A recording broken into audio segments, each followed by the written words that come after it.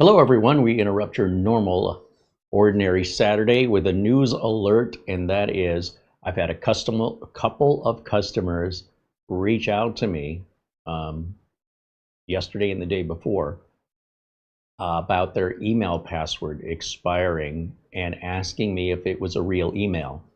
And what's interesting is these customers don't know each other.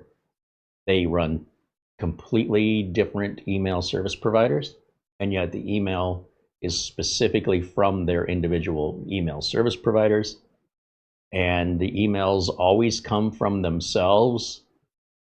It's one of these little details you got to look for, and it basically looks like the thumbnail that we're using. That's an actual screenshot of the email stating that the password is going to expire or has expired.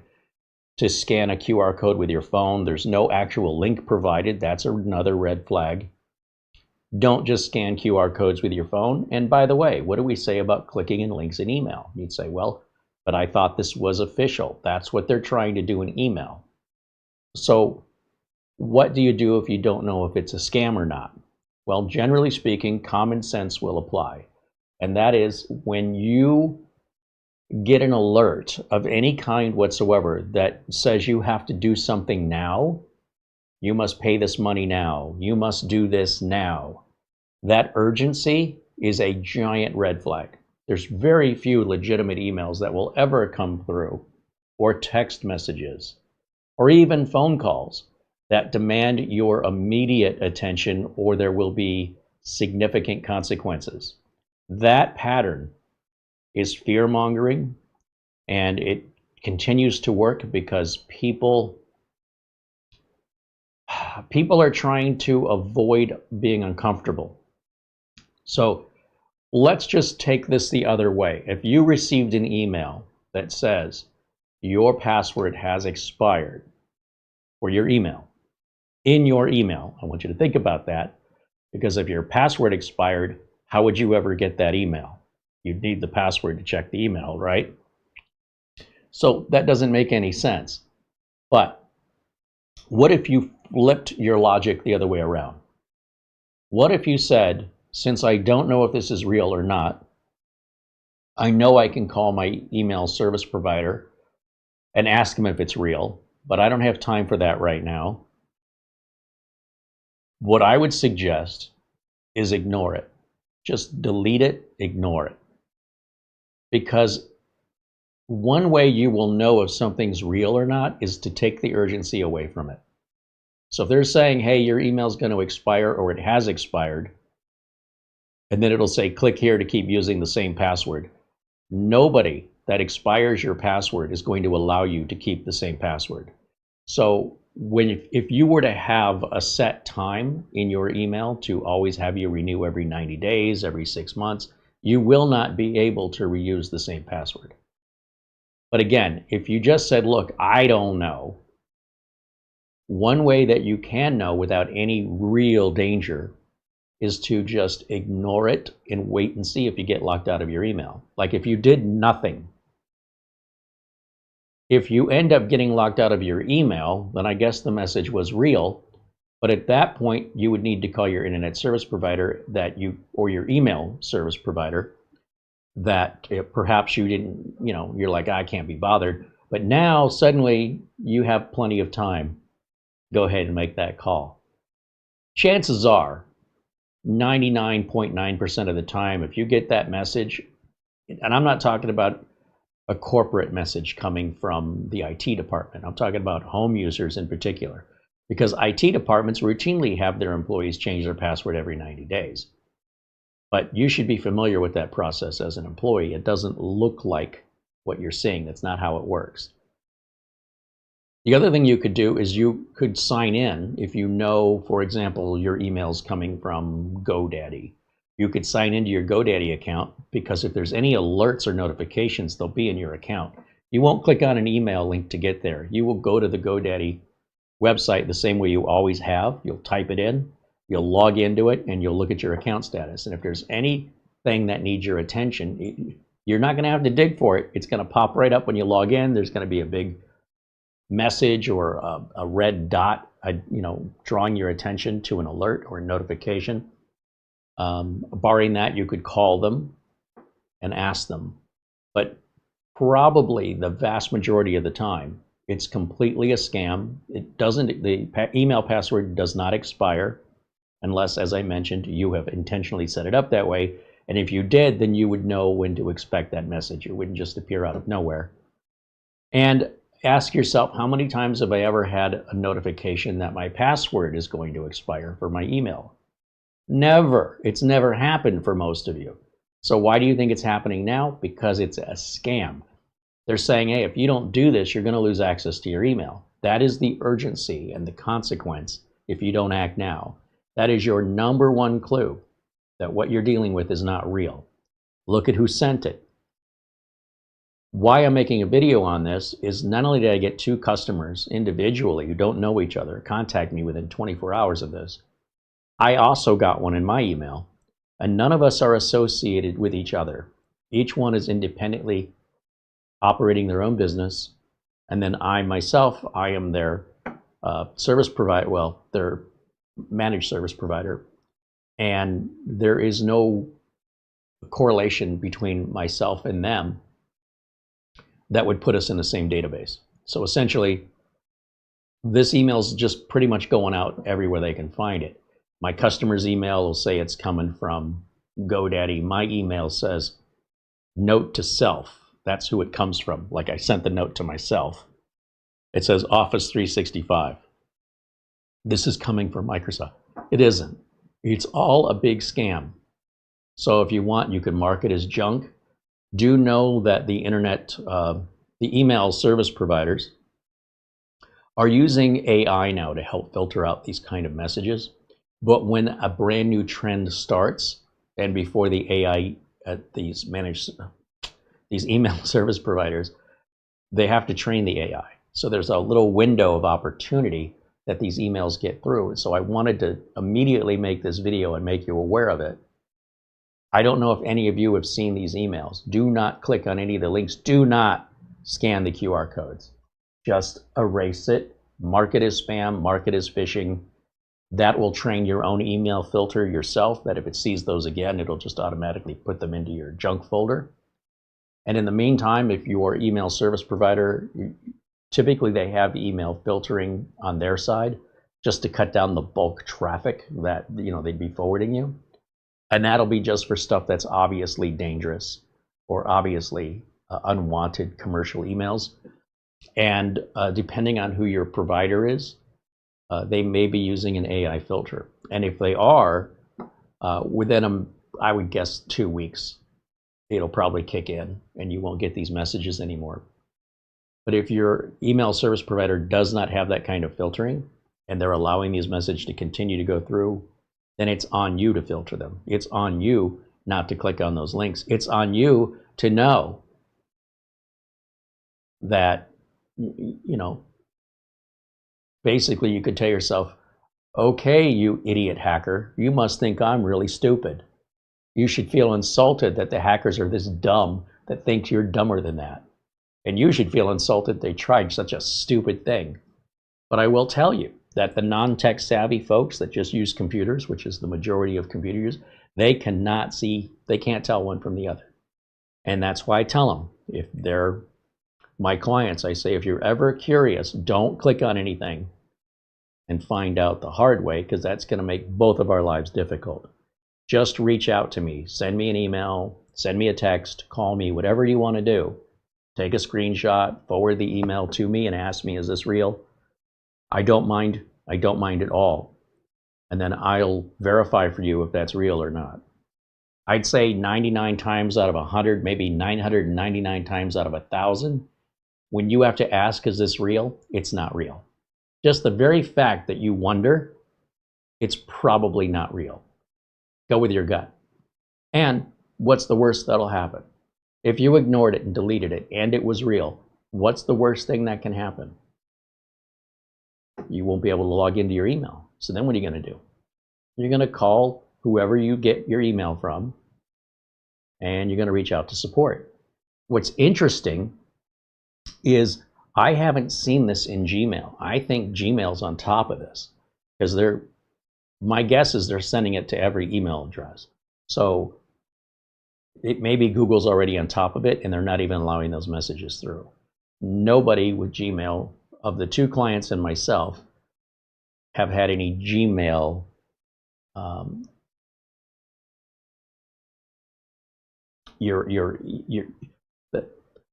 the people who, I'm trying to figure out how to say this, the people who use Gmail are not getting these messages. And I'm assuming that's because Google's already on top of it and not allowing them through. Google does a great job with their filtering. It does make mistakes sometimes, but it's pretty well dead on. I also have a Gmail. I've never seen this in my Gmail. One of my clients uses Gmail. They've never seen this. Actually, another client uses Zoho, and they haven't seen it yet, but I think with Zoho, they potentially will. But depending on if Zoho's filtering it, you can't rely on your email service provider to do the work. You're going to have to just, the buck stops with you, and you need to just be aware of it and let your family members and people, your friends, people you care about, let them know that's all fake for all the reasons I've given you. And I hope that helps prevent some nightmare scenarios where when you click that link or you scan that QR code, it's going to ask you to verify that you're really who they think you are. And when you do that, you're handing over you're voluntarily surrendering your private login information to a hacker that is impersonating your email service provider. Then once you do that, now they've got full access to your email. They can even change the password, then lock you out of your own email because you gave them the password and all the credentials necessary to take ownership. It's nothing to take lightly. It'd be a lot easier to call your email service provider if the email were real and you were actually locked out. After the fact, once you are locked out, then that's easy to set back because that would be legit. But if you scan the QR code, if you voluntarily surrender all of your credentials and authentications, then you basically just given them your email account and given them full control of it. And those hackers can then change it and even change the ownership so it doesn't even belong to you anymore. Then when you call your email service provider to get this fixed, it is a nightmare. So set your expectations accordingly. This is a recent new resurgence of these emails that are going out. And I feel very lucky in that I work in this industry, and when something is happening and it's affecting regular users, I typically am one of the first people to find out about it sooner than most, because as soon as it happens, I get the call. The fact that I've gotten 2 calls in 2 days, plus seen it myself, and I've never seen it before in my own email, suggests these hackers have reached a new point of just being so stupid that they don't know what else to do. They're so desperate. They're making really bad decisions, and it's really freaking obvious how desperate and dumb they are. So don't fall for it. At least let's wait for a good hack with somebody with some intelligence and some sophistication and provide us a scam where you'd say, oh, well, anybody could have fallen for that. That was really good. That's not what this is. Because if you take a second and you just think about it, none of it makes sense. And it's really obvious in so many different red flags that show up that the fact that the hackers think you're that dumb, if I were you, I would be insulted by it. I would think, wow, these hackers must be 3 years old and just really have no life experience if they honestly think that's going to work. That's the amount of effort the hackers are putting in. And I think it's because they're desperate.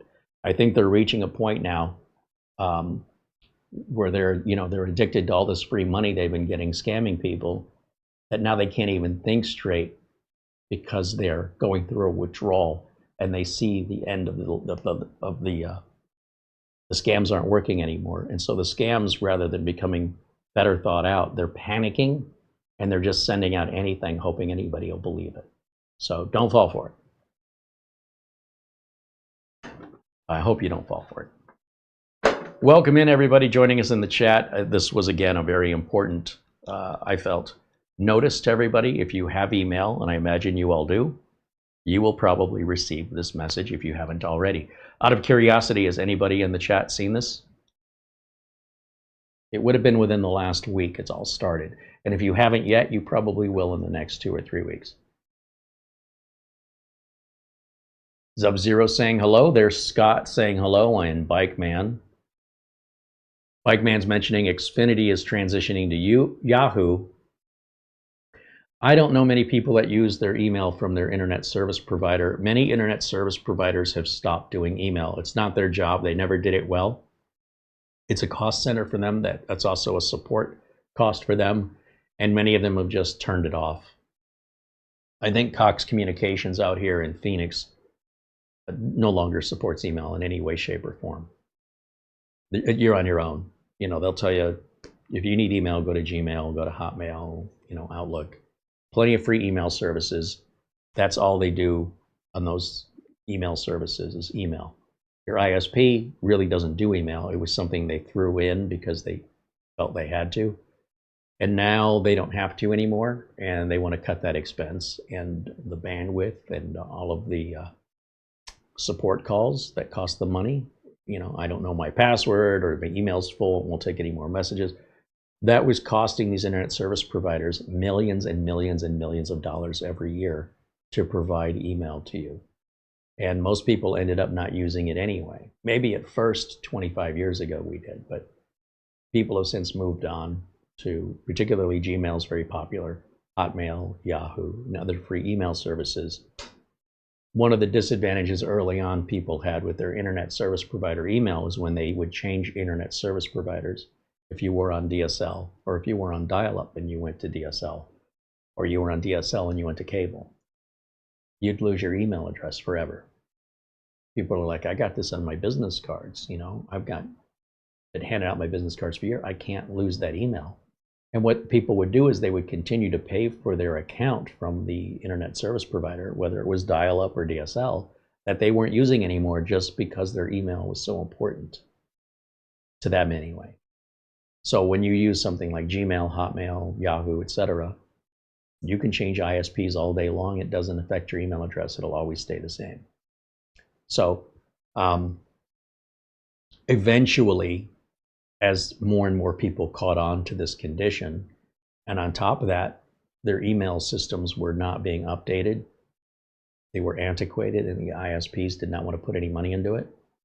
They just stopped using it. And when enough people stopped using it, the ISP said, nobody wants this, right? There's not enough of our customers to see this as a benefit. They're still going to buy us, you know, our service anyway. So they've got their own email solution. We're going to shut it down. What Bike Man's talking about with Xfinity is, instead of shutting it down, what they're doing is they're going to say, for whoever is using an Xfinity email account, which in 2026 is probably less than 40% of their subscribers, they're saying to those people, instead of us providing email now, we're going to just transfer you over to Yahoo. Yahoo's free. And I'm sure that there might be some money involved in this to make the transition easier. And you're going to lose your email address.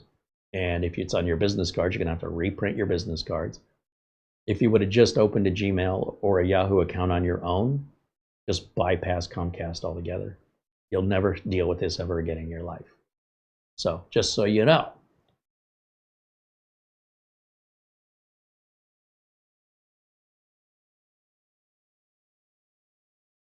Correo in the chat says, I got a pop-up today.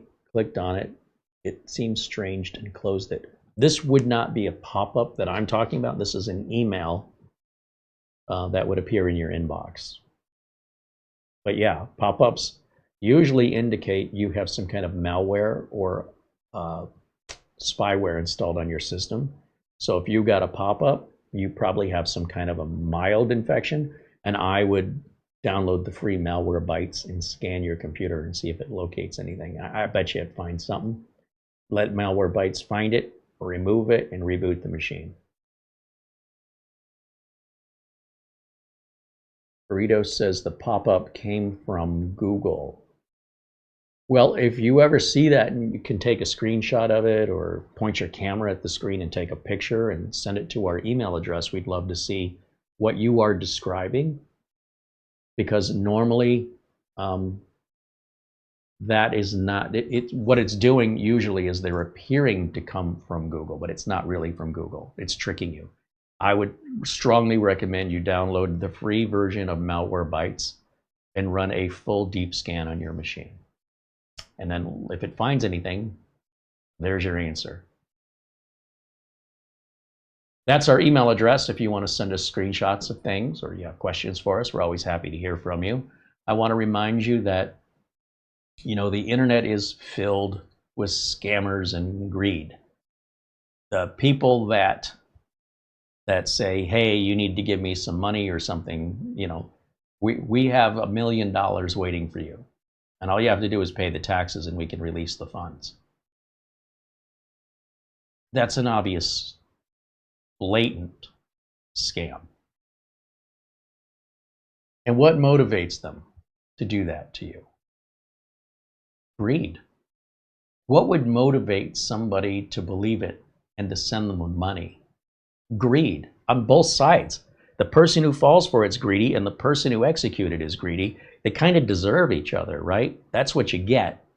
If you didn't go to work and earn it, or it wasn't in a will of a relative you knew well and were expecting, it's a scam and it's just your greed. And then that's your punishment for being greedy, is you get ripped off. The scammer's punishment for being greedy is if they're successful, they become more greedy.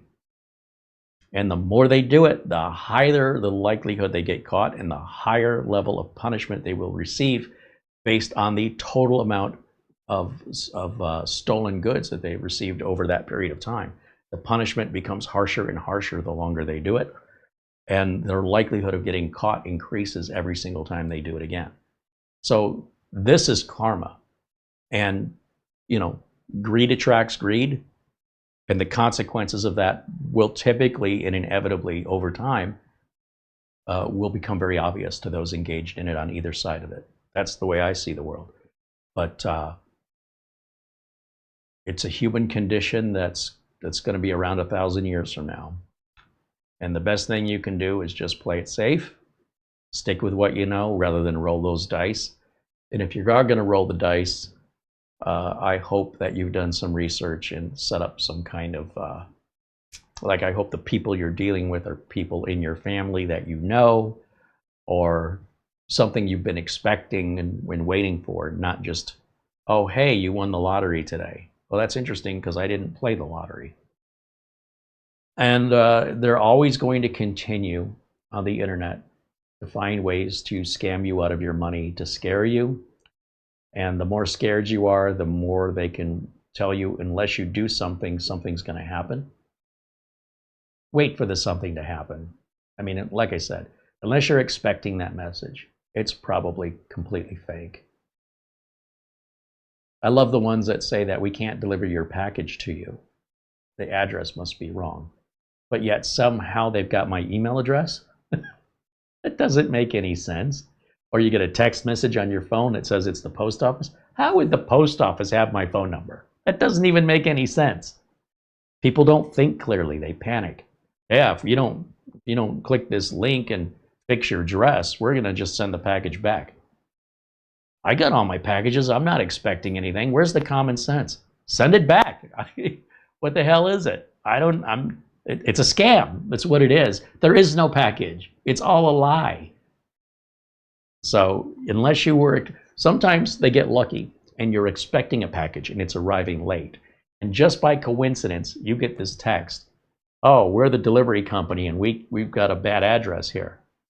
They don't have your phone number. So that's pretty weird that people fall for that. Where did the post office get your phone number? So they believe they have an accurate phone number, but they don't have an accurate address. Are they the phone company or are they the post office?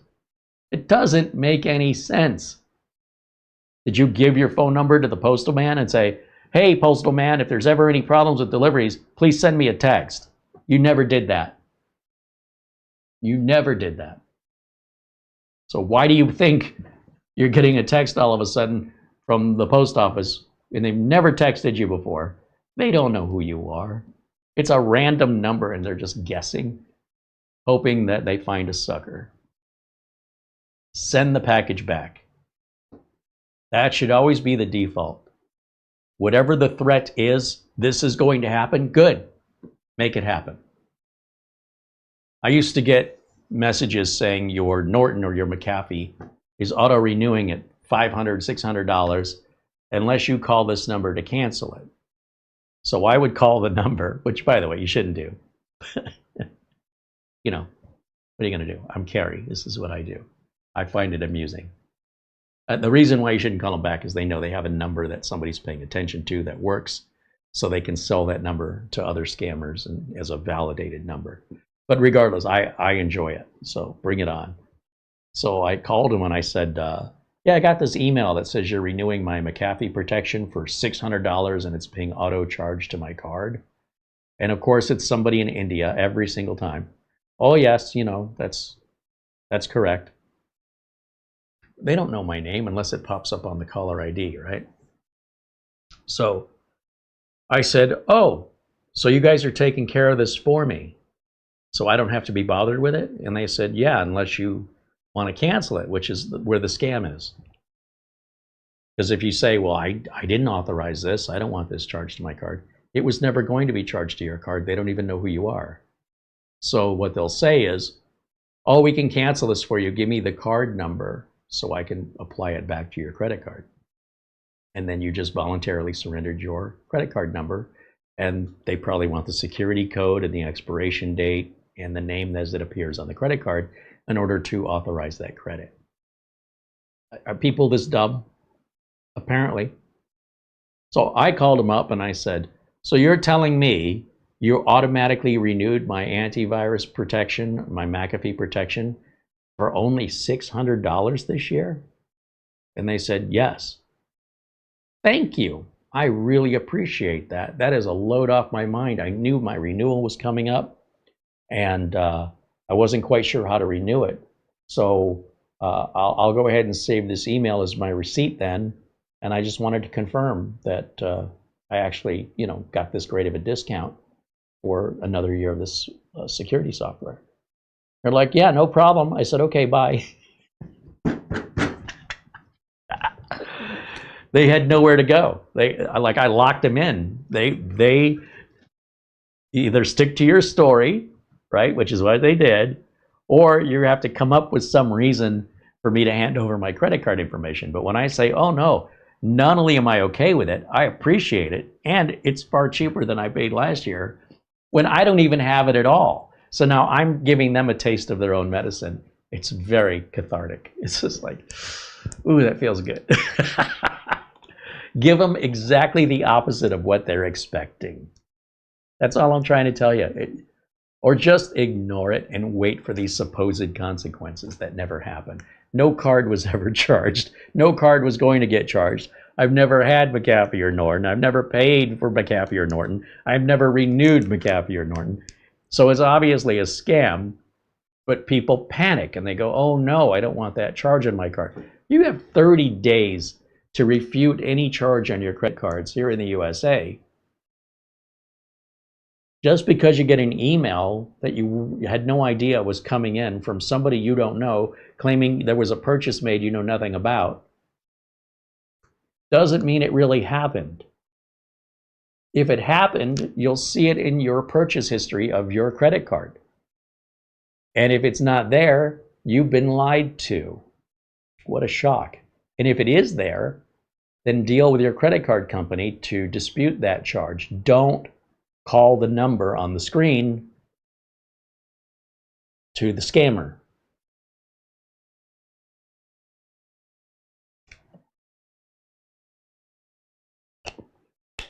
Now, for me, being a nerd and knowing how all this works, to me it's so freaking obvious. But I also understand there are people who, you know, they're not as well versed in technology or the way scamming works. And I want to raise the awareness so that if you know anybody like that, that you can extend this information to them, and we can prevent people from becoming victims that are saying, you know, I want to avoid this thing from happening, so let me get in front of it. That's how the scam works. They want you to get in front of it, not wait to deal with it after it happens, because it'll never happen in real life. That's how the scam works. It's all based on fear. And, you know, you better do this quick, you better do it now, or there's going to be consequences. Oh, I don't want the consequences, so I'll take care of it now. I see people do this all the time that consider themselves to be tech savvy, and they'll do things to their computer that they don't need to do to avoid a problem they would have never had, which ends up creating a consequence and a problem that they now have that they otherwise would never have experienced, and they'll call in or email in for help. And the first step is, you caused this problem. It's not there to point blame, it's there to educate. Whatever it was you did, you should not have done. If you continue to do this in the future, if you're trying to get out of problems because you read something online that something happened to somebody and the way you prevent it is do this, and you're that kind of person, it's like, I don't want that to happen to me, so I'll do that. You're always going to get yourself in trouble. You're always going to have problems because you continue to exercise that same bad judgment. So that's fine. This is how I run a business. That's part of my job, is to undo the damage people have done to themselves on their computers, believing what they were doing was preventing something from happening. And I'm here to tell you, whatever that was probably was never going to happen, and instead you made something else happen that would have never happened. So in order to avoid having a problem you never would have had, you created a problem you never would have had. So this is what ends up happening from the techie side of things versus the scammy side of things. And oftentimes it's well-intended. A lot of times it's like, you can increase the performance of your computer by shutting down all these Windows services and getting rid of all the bloatware. And then things don't work right. Updates start to fail. And the updates are always Microsoft's fault, right? No, most of the time it's the end users that are causing these updates to fail. And that's not what the end users will tell you, because from their perspective, they've done everything right. They are not the most unbiased representation of a impartial view of what actually happened. So there was a recent article, let me see if I can find it, published by, I think, somebody at Microsoft. And I've been saying the same thing for years and years and years. Let me see if I can search for it.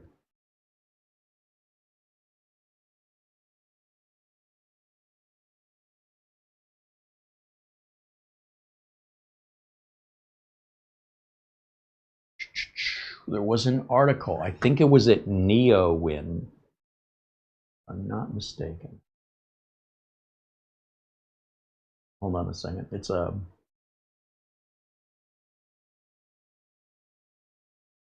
Is there a link for this?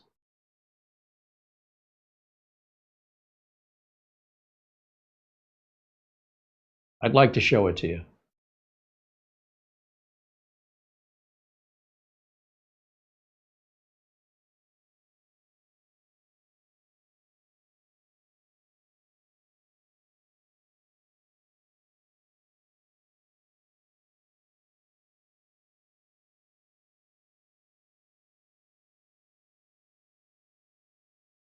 I think the gentleman's name was Raymond Chen. And I believe he works with Microsoft, or...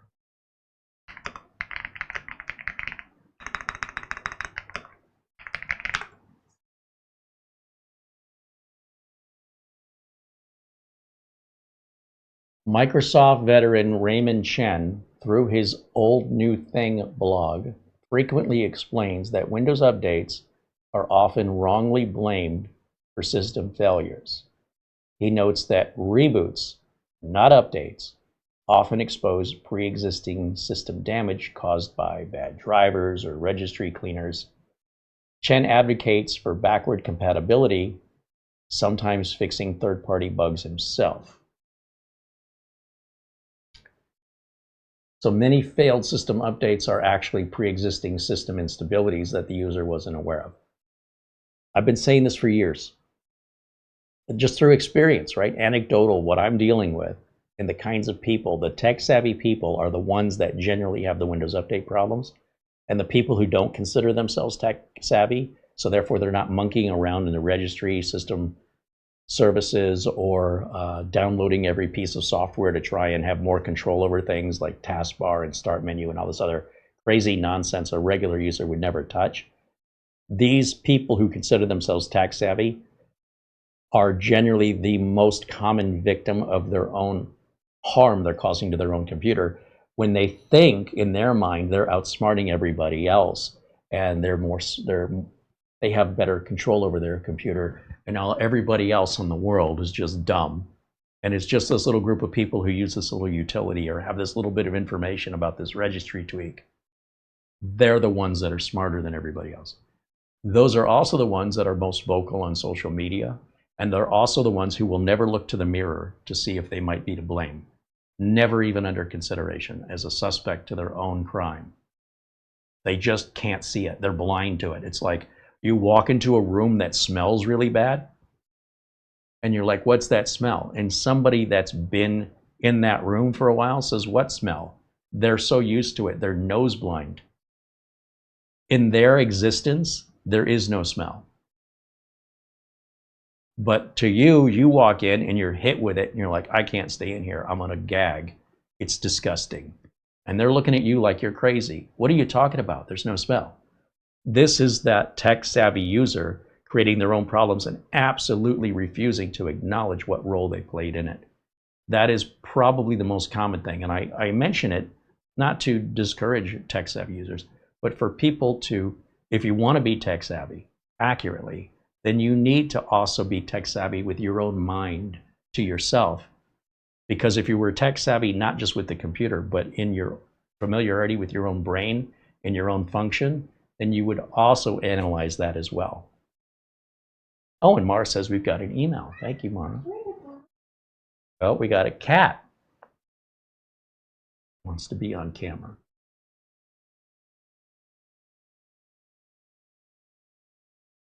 Emails. Oh, our friend Buster with an Amazon gift card says, hello, Carey and Mara and Sable the cat. This is my thanks for this show. Your friend Buster. Thank you, Buster. As always.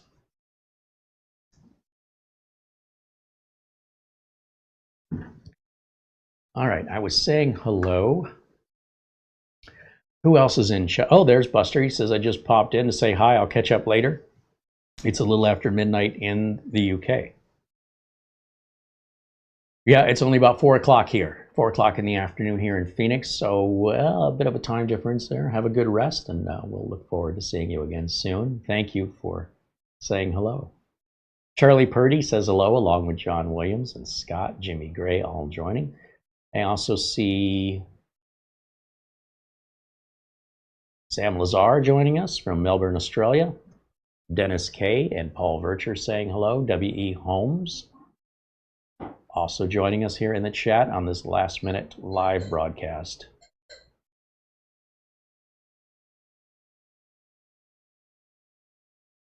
W. Holmes said, our company runs Hawks Hunt tests on employees, so I've developed an eye for scam emails.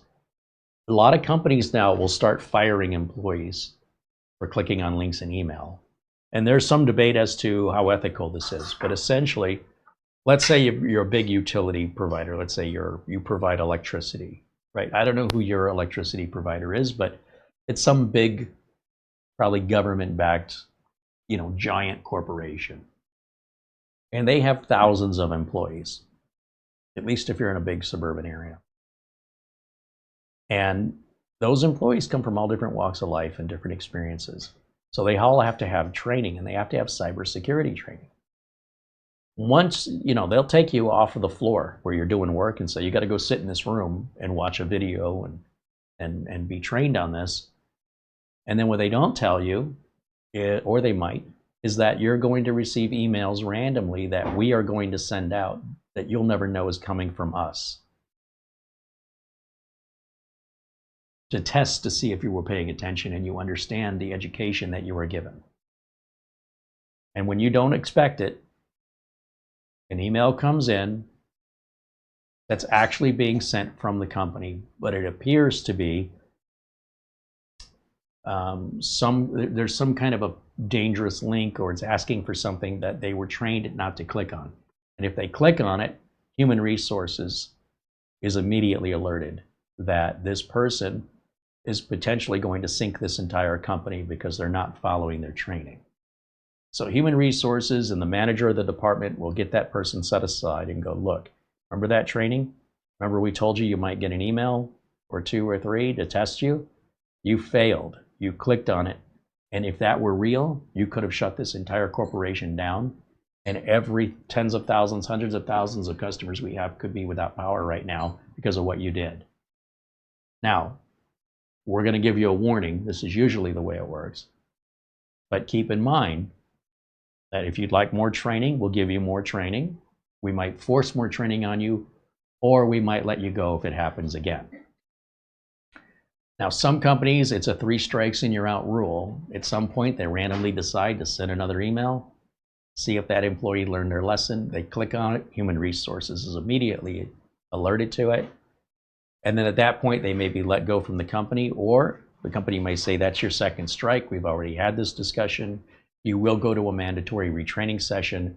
And I will tell you right now, if you do this again, you can just pack your stuff. There won't be any more second chances. All right? That is the most common way corporations deal with this. Some, if you so much as click on the link 1 time after your training, you're gone. Some are intolerant to it because there's millions of dollars at risk. And to let whatever they're paying that employee continue to jeopardize the livelihood of every other employee and every customer is not worth whatever they lose by letting that employee go. They can easily replace the employee. So that's the perspective of some corporations, which is 1 time. After your training, that's it. You're gone. And some might argue, you know, the company created the problem. It was never a real email. But that's what's the company supposed to do? Wait till it really happens and then respond with all the damage that has to be corrected? So they're trying to prevent it before it happens. And, you know, if employees aren't paying attention or not listening, it doesn't sound like they'd be a good employee to keep around anyway. Just for the job they're supposed to be doing. If they can't understand basic instruction, then what makes you think they're a valuable employee in whatever they were hired to do? In most cases, it makes a lot of sense that that's a big red flag to let that employee go now, before that employee, you know, before you realize that employee hasn't been doing their job right, or, you know, isn't working in the way that was agreed upon during the hiring process, and you just weren't made aware of it yet. You know, they could be doing just enough to get by. So once they start screwing up, that's a red alert to, well, what else have they been screwing up? It's not usually just the one thing.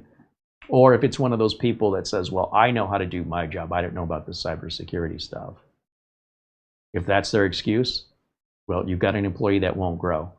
And that's another reason to let them go. If that employee says, just take away my email and then we'll both be happy, I don't even want it. It's not how it works here. You don't get to call the terms unless you're the boss. You are going to get email like everybody else because that's how we work around here. And if you're too stubborn to learn how to properly address, you know, a regular known email from a scam one and you're not interested, we're not interested in keeping you around anymore as an employee. We'll find somebody else. So you can see why the company would do it. And you can also understand a bit about why an employee, you know, would take advantage. And once the employee is held responsible for their consequences, you got a 50-50 chance, in my experience, that it'll never happen again, or they're just going to keep doing it. And how many times are you going to just keep going around the same circles? You just let the employee go. We're done. They're still costing you too much money. Every single time they click on the link and it alerts HR, that's costing you money. Then the manager has to talk to them. That's costing you money. How much is that employee worth spending extra on that you don't spend on other employees? Just fire them. Let them go.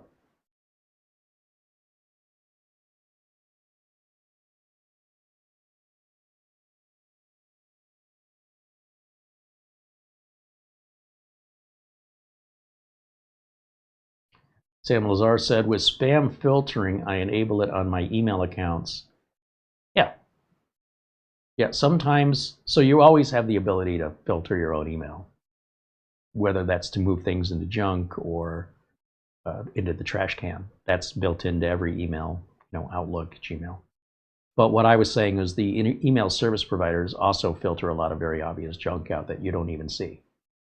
Most of them do it, and it'll never show up in your inbox. It'll just never get there when it is 100% obviously fake. But in the meantime, you can't just rely on your email service provider to filter out everything, because some things are questionable. So they'll always kind of default to the safe side and let it go through. That's when you can tag it as junk. So that's why there's two levels. Some email service providers have very aggressive junk mail filters.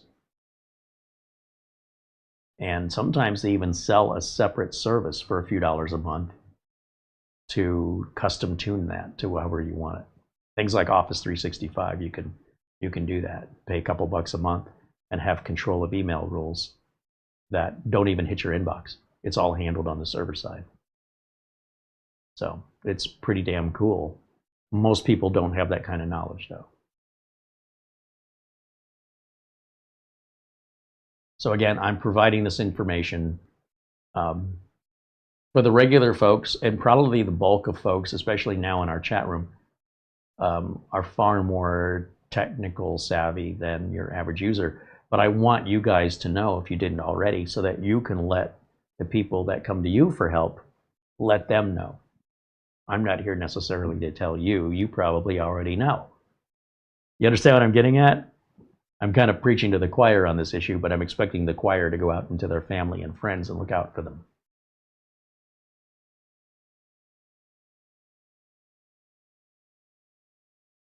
Arnold Albert saying hello.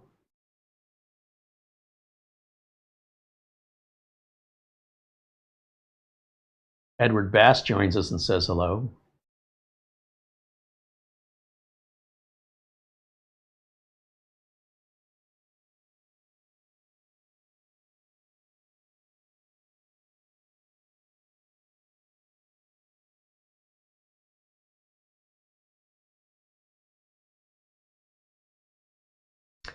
I also wanted to talk to you, I'm going to change the subject entirely here, about the price of computers.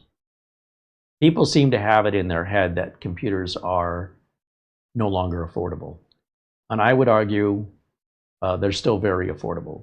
And I thought I would demonstrate what I'm talking about here by just going to Amazon. Let me open up Amazon on the browser page here. And let's share the screen with everybody.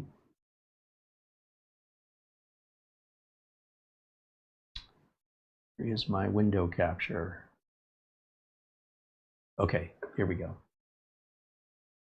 I'm going to look for mini PC. Right? Just that simple. Now, I want you to see what you can get for around $400. This is a Ryzen 7 with 16 gigs of RAM and a 1 terabyte drive. It says it's a limited time deal at $420, okay? But wait, there's more. The Camrui Panova P1 is about $320. And that's not terrible. It's a little better than an i3. I wouldn't buy an i3, and I wouldn't buy an N100, and I wouldn't buy a Ryzen 3. I would not be buying those for anybody, period. This would probably be about the lowest I would go as far as CPU power goes. But wait, there's more. So you see that's an i3. I'm not even going to look at it. Not interested. I want to show you something that I stumbled on the other night as I'm looking for other mini PCs I could buy. And there's one made by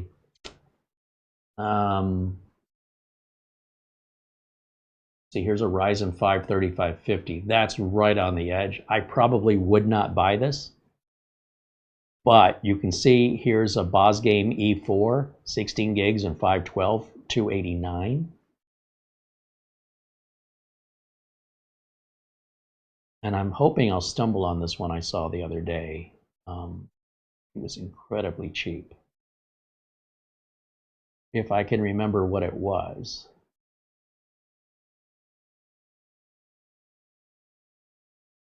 What if we sort this by price? See what that comes out to. Sort by price, low to high. And then we got to get into the $100 range here. And it's bothering me that we see the last two items in this list are sponsored and the first two items in this list are usually sponsored. So then just ignore those because they won't fall into the filter that we put in for price. It didn't just jump from 100 to 400. It was listing and price. We're still at the $100 range here. And somewhere around here, where is it? Right here. Check this out.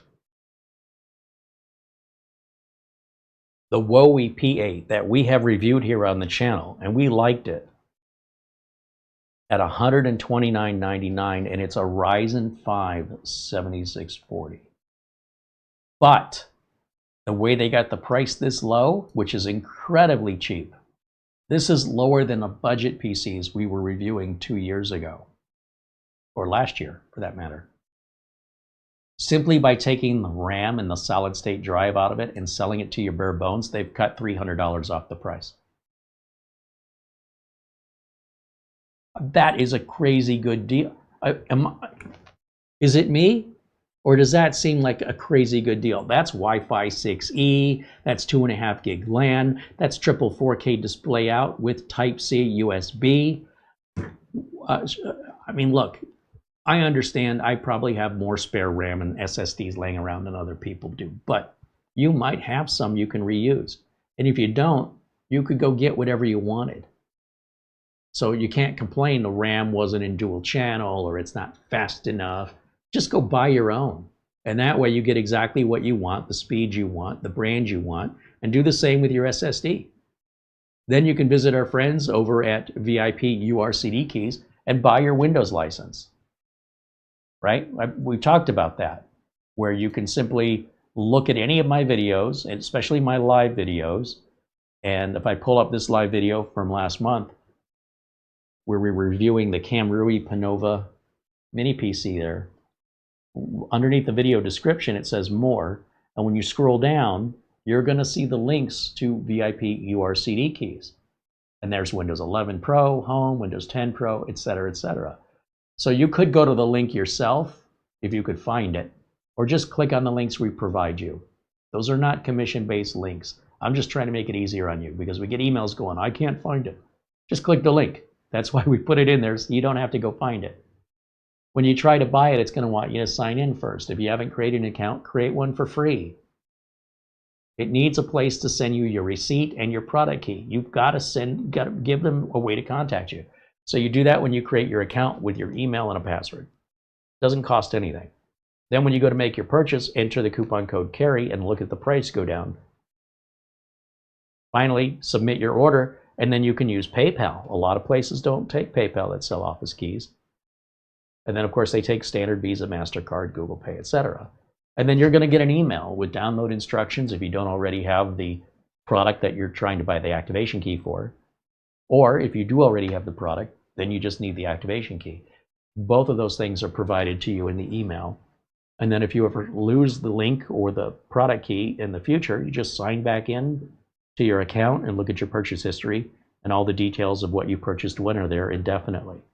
5 years from now, you want to go log in and see all your purchases, the history is there, just like Amazon.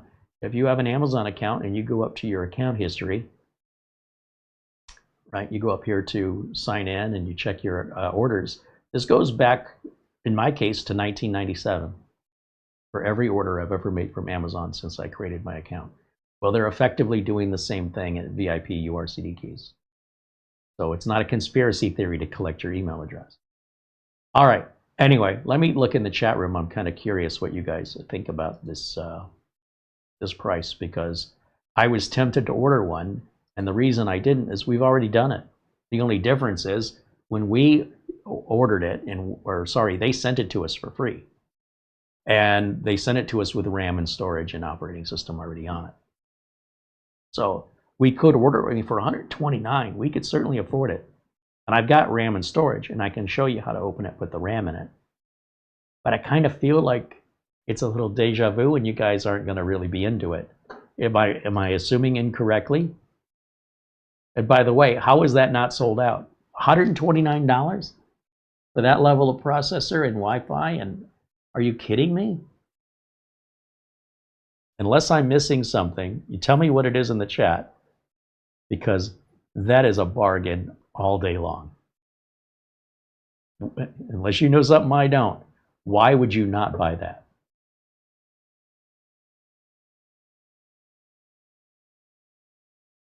John Williams said, my CyberGeek PC has the N5095A quad core and it performs well.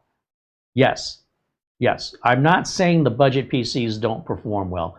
It really depends on who's using it and what they use it for. If you're watching videos, engaging in chat, checking websites, paying bills online, email, you know, those budget machines are all you're going to need. But most users quite frequently outgrow those budget machines pretty quickly, where they're suddenly feeling slow and sluggish. It's not that they're not reliable, it's just some people don't grow at all. Some people are like, this is what I use a computer for. I have no interest in doing anything else.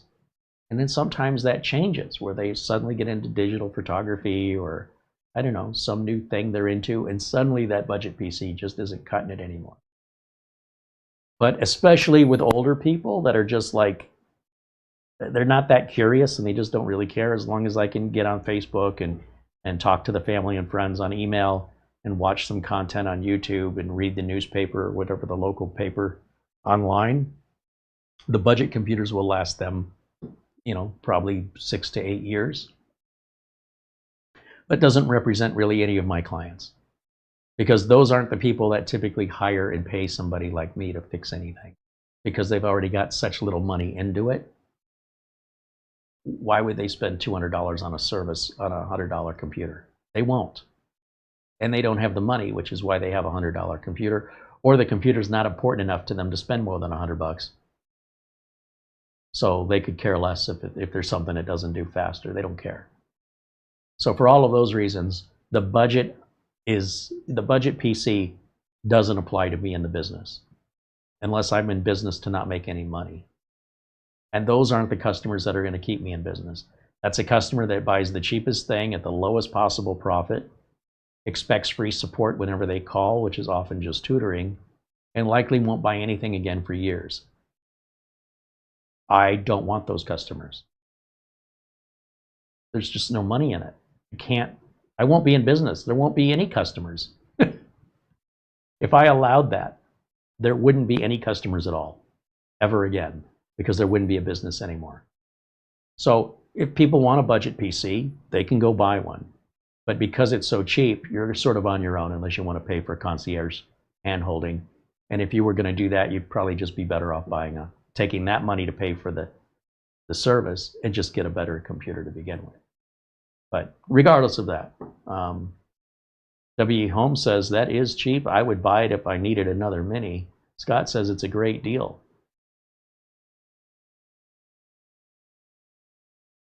Isn't that crazy? That's a crazy good deal. And furthermore, there are some other good deals. Let me check my phone, because I think I saved them in my account, because I can't remember off the top of my head. And that'll also get you a frame of mind of what I'm thinking for future purchases. So I just keeping my eye on them right now. So one of them is the Boss Game P3. Let's go look at the Boss Game P3. So we'll come over here to our window capture. Let's look at the specs of the Boss Game P3. So that's a sponsored. I want you to pay attention now. Amazon's really ruining their search here. Our search results don't start until the third option. And at $569, this is definitely not what I was looking at. But at that price, you are getting 32 gigs of DDR5 and 1 terabyte of Gen 4 storage. So bear in mind, but that's not what I have in my cart. What I have in my cart, I think, hold on, I didn't realize Boss Game had so many different P3s.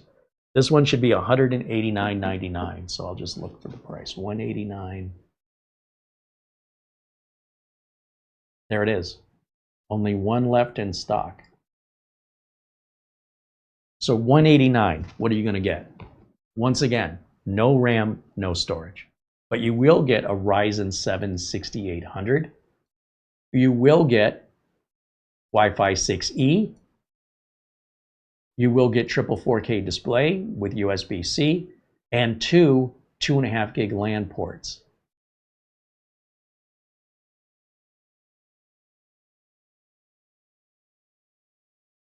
Which one do you think is the better deal? The Wowie or the Boz game? Which processor is better in your opinion? $60 price difference. And having the extra 2.5 gig if you wanted to turn this into a router or a firewall. And then let me look at my phone again and see, there's one more I was saving. Oh, AOStar, which we have 2 units from them to review. There's a third unit that I'm on the fence about that looks a lot like the B-Link. It could be, I typed in link. I think it's called the Mako. And that one, again, sponsored. These are not search results. These are advertisements that have nothing to do with your search specifically. And the one we're looking at, once again, I'm pulling up a lot of the same. I have to look at the price, $274.55. $274.55, here it is. All right, so think about this one. Doesn't that look an awful lot like that B-Link?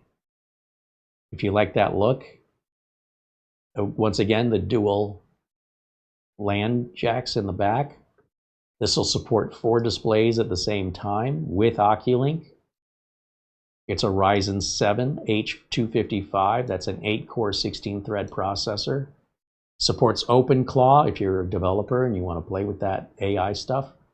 Once again, no RAM, no SSD, no OS.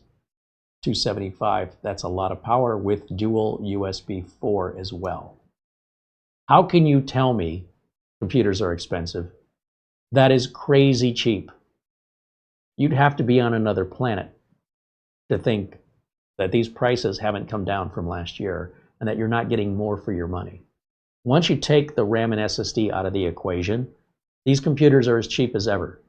They've never been cheaper than this. And they should be continuing to go cheaper as the technology continues to evolve.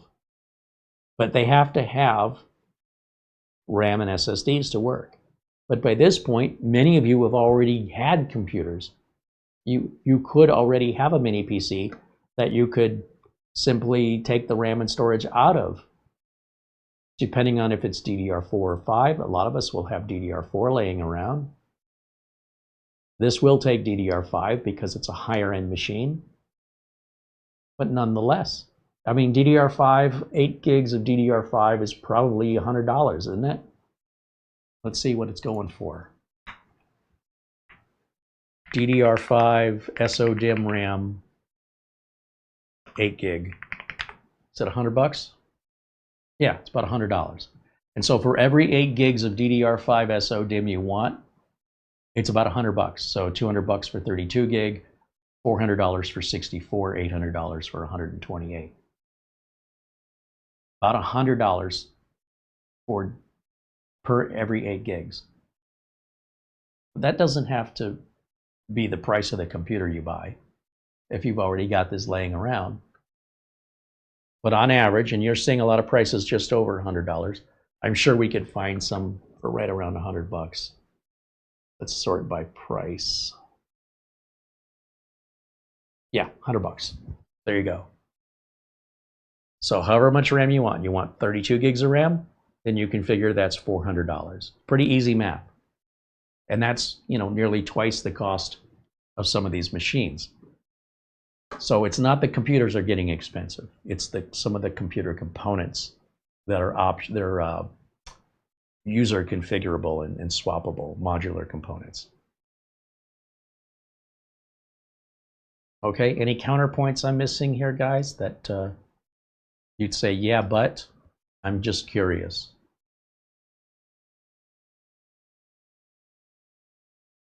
W. Holmes said he'd spend more for the Boz game.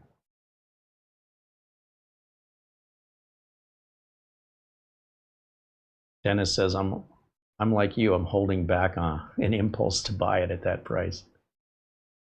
W. Holmes says that Mako with 24 gigs of RAM and 1 terabyte already on it for just $550 looks like a good deal too.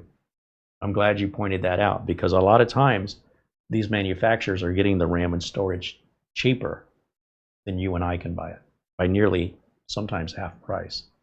And they may not be a name brand that you're familiar with, and it may not be the speed you want. But if that's the price you want, you know, you can, you're willing to sacrifice a little bit to get a good deal. If you're not willing to sacrifice, then don't expect a good deal unless you're buying something used. And, you know, certainly people have gone on eBay and sourced parts that way to get them below the retail prices of things like RAM and SSDs. But it does come with its own risk.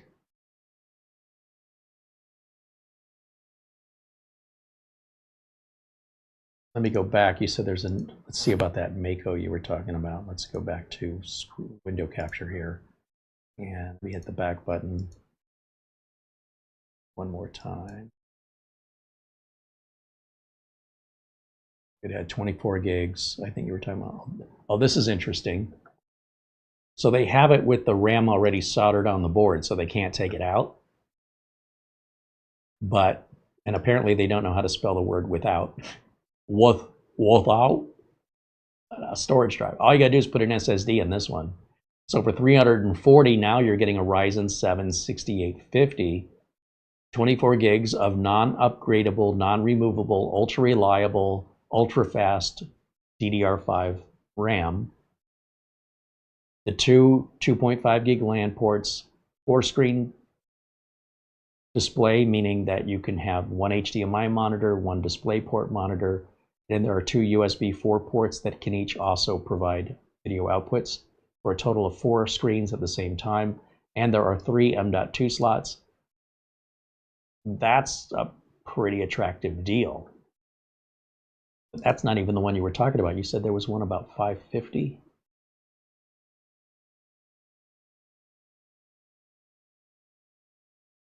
Where was that? Was it one of the sub items down here? When you go down, there's no sub items here.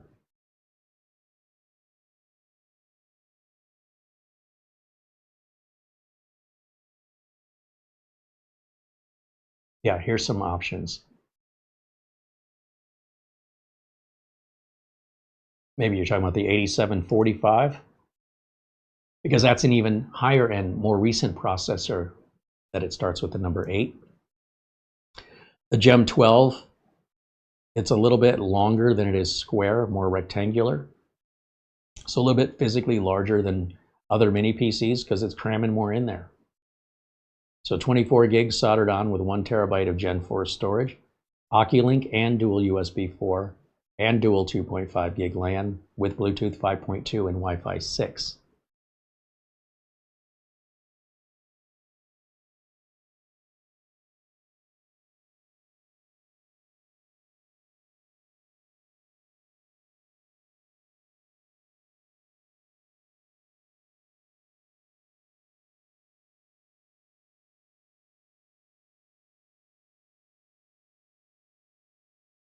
Anyway, I was looking around on Amazon last night, and what I'm starting to see is a lot of similarity to what we've already done under different manufacturer names. And it may be because it's exactly the same computer with just a different manufacturer name on it. That's what I like about Minis Forum, is they don't play that game. Everything that they sell, they make. That's why they've got so much uniqueness in the marketplace, and they've got more variety than most others. So I'm going to continue to ride the Minis Forum train, because quite frankly, they're just exciting. You know, there's just always something new coming out, and something different, something unique. And sometimes the models that they come out with never get copied or duplicated by anybody else. Look at the Atom Man line. Anything made that has the Atom Man name, nobody else makes anything even close to it. So there's no sort of white box replicas or clones. On the other hand, you can look at other manufacturers, and they are, apart from the name, they're exactly the same. Probably made in the same factory by the same company. And they just change the name and maybe you know, they may make some minor changes to add more value, or, you know, from one label to another. Some may have better support than others, or a better warranty than others, but it may at the heart of it be the exact same thing where they just stuck a different label on it. And I appreciate that Minis Forum doesn't do that. That is getting so old that, you know, you have what the Chinese call traders, T-R-A-D-E-R, like Trader Joe's. These people are not manufacturers. These are companies that buy white box, label them, and sell them. And I think a lot of this stuff on AliExpress is nothing more than that. And so one of the units we're going to be looking at tomorrow, and I'm super excited about it, is called Good Tico. I want you to check this out. Tell me if you think it looks like a good deal. This is $299.99. So we're just a hair under $300. And what do you get for this? You're getting an Intel Core 14450HX. That's a pretty new processor. That just came out. I think it did. Hold on. Let me just fact check myself. Let's copy that, open a browser, and see when the release date was. My hands are not centered on the keyboard. Okay, so a little bit longer than, time flies when you're having fun. So about 2 years ago. But, you know, still a lot newer than some of the other processors we're seeing on these lower priced mini PCs. And you're going to have to put in your own RAM, drive, and operating system. But look at the ports on this thing. Look at everything it's got here. Now, one of the things I like about this is it's DDR4 RAM, which I have plenty of. You know, I have a lot more of that than DDR5. M.2, it's Gen 4, but it'll be backwards compatible with 3 and SATA if it's an M.2 interface. The Bluetooth is 5.2 and the Wi-Fi is Wi-Fi 6. Not a big difference between 6E and Wi-Fi 7 unless you have a higher end router. And if you do have a higher end router, you probably aren't looking at budget PCs. Usually these things go hand in hand. It says it's pre-installed with Windows 11 Pro, but that's not possible since it's bare bones. So apparently they didn't really think about that before they copied and pasted this information. But here's the problem. Who is Good Tico? Now, if I go to Copilot, let's just use Copilot. And let's screen capture Copilot, because you guys can't see it on my screen. Now you can see it. Who makes Good Tico mini PC sold on Amazon?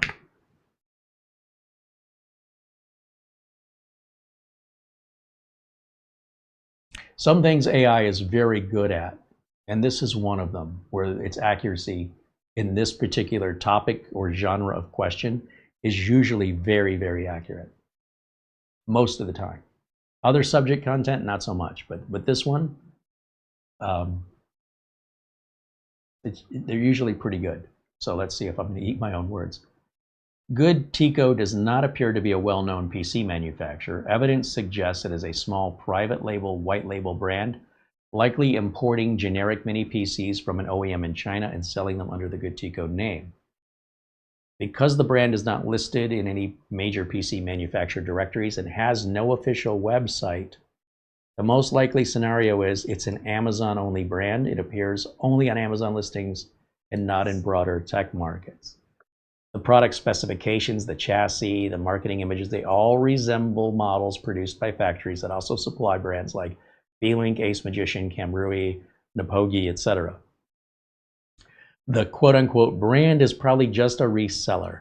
Many Amazon marketplace sellers buy unbranded mini PCs from Shenzhen-based OEMs and apply their own brand name. There is no registered U.S. business presence, support website, or manufacturer documentation. What does this mean for quality and support? Well, it doesn't mean the product's bad, but What it does mean is warranty support may be limited to Amazon's return window. There could be long-term driver BIOS updates that never come out because there's nowhere for them to put them. They don't have any web presence other than that Amazon page. They don't exist. The specs could vary between batches. This is an interesting concept, and reviews are the best indicator of reliability. Okay, so they're saying, hey, if you want more support in a website and things like that, then maybe consider B-Link Miniswarm, a used Intel NUC, or a ASUS PN series, but these are the most expensive NUCs you can buy, or mini PCs. Nobody makes a more expensive, or I should say, ASUS has got to be in the top 3 of the most expensive. And that's usually, you know, why people don't buy them, for no other reason than they're just too much money. If you paste the Amazon link or the exact model, I can break down. All right, well, let's go paste the link. Why not? Let's try that. I've never done that before. So I'll copy and then paste.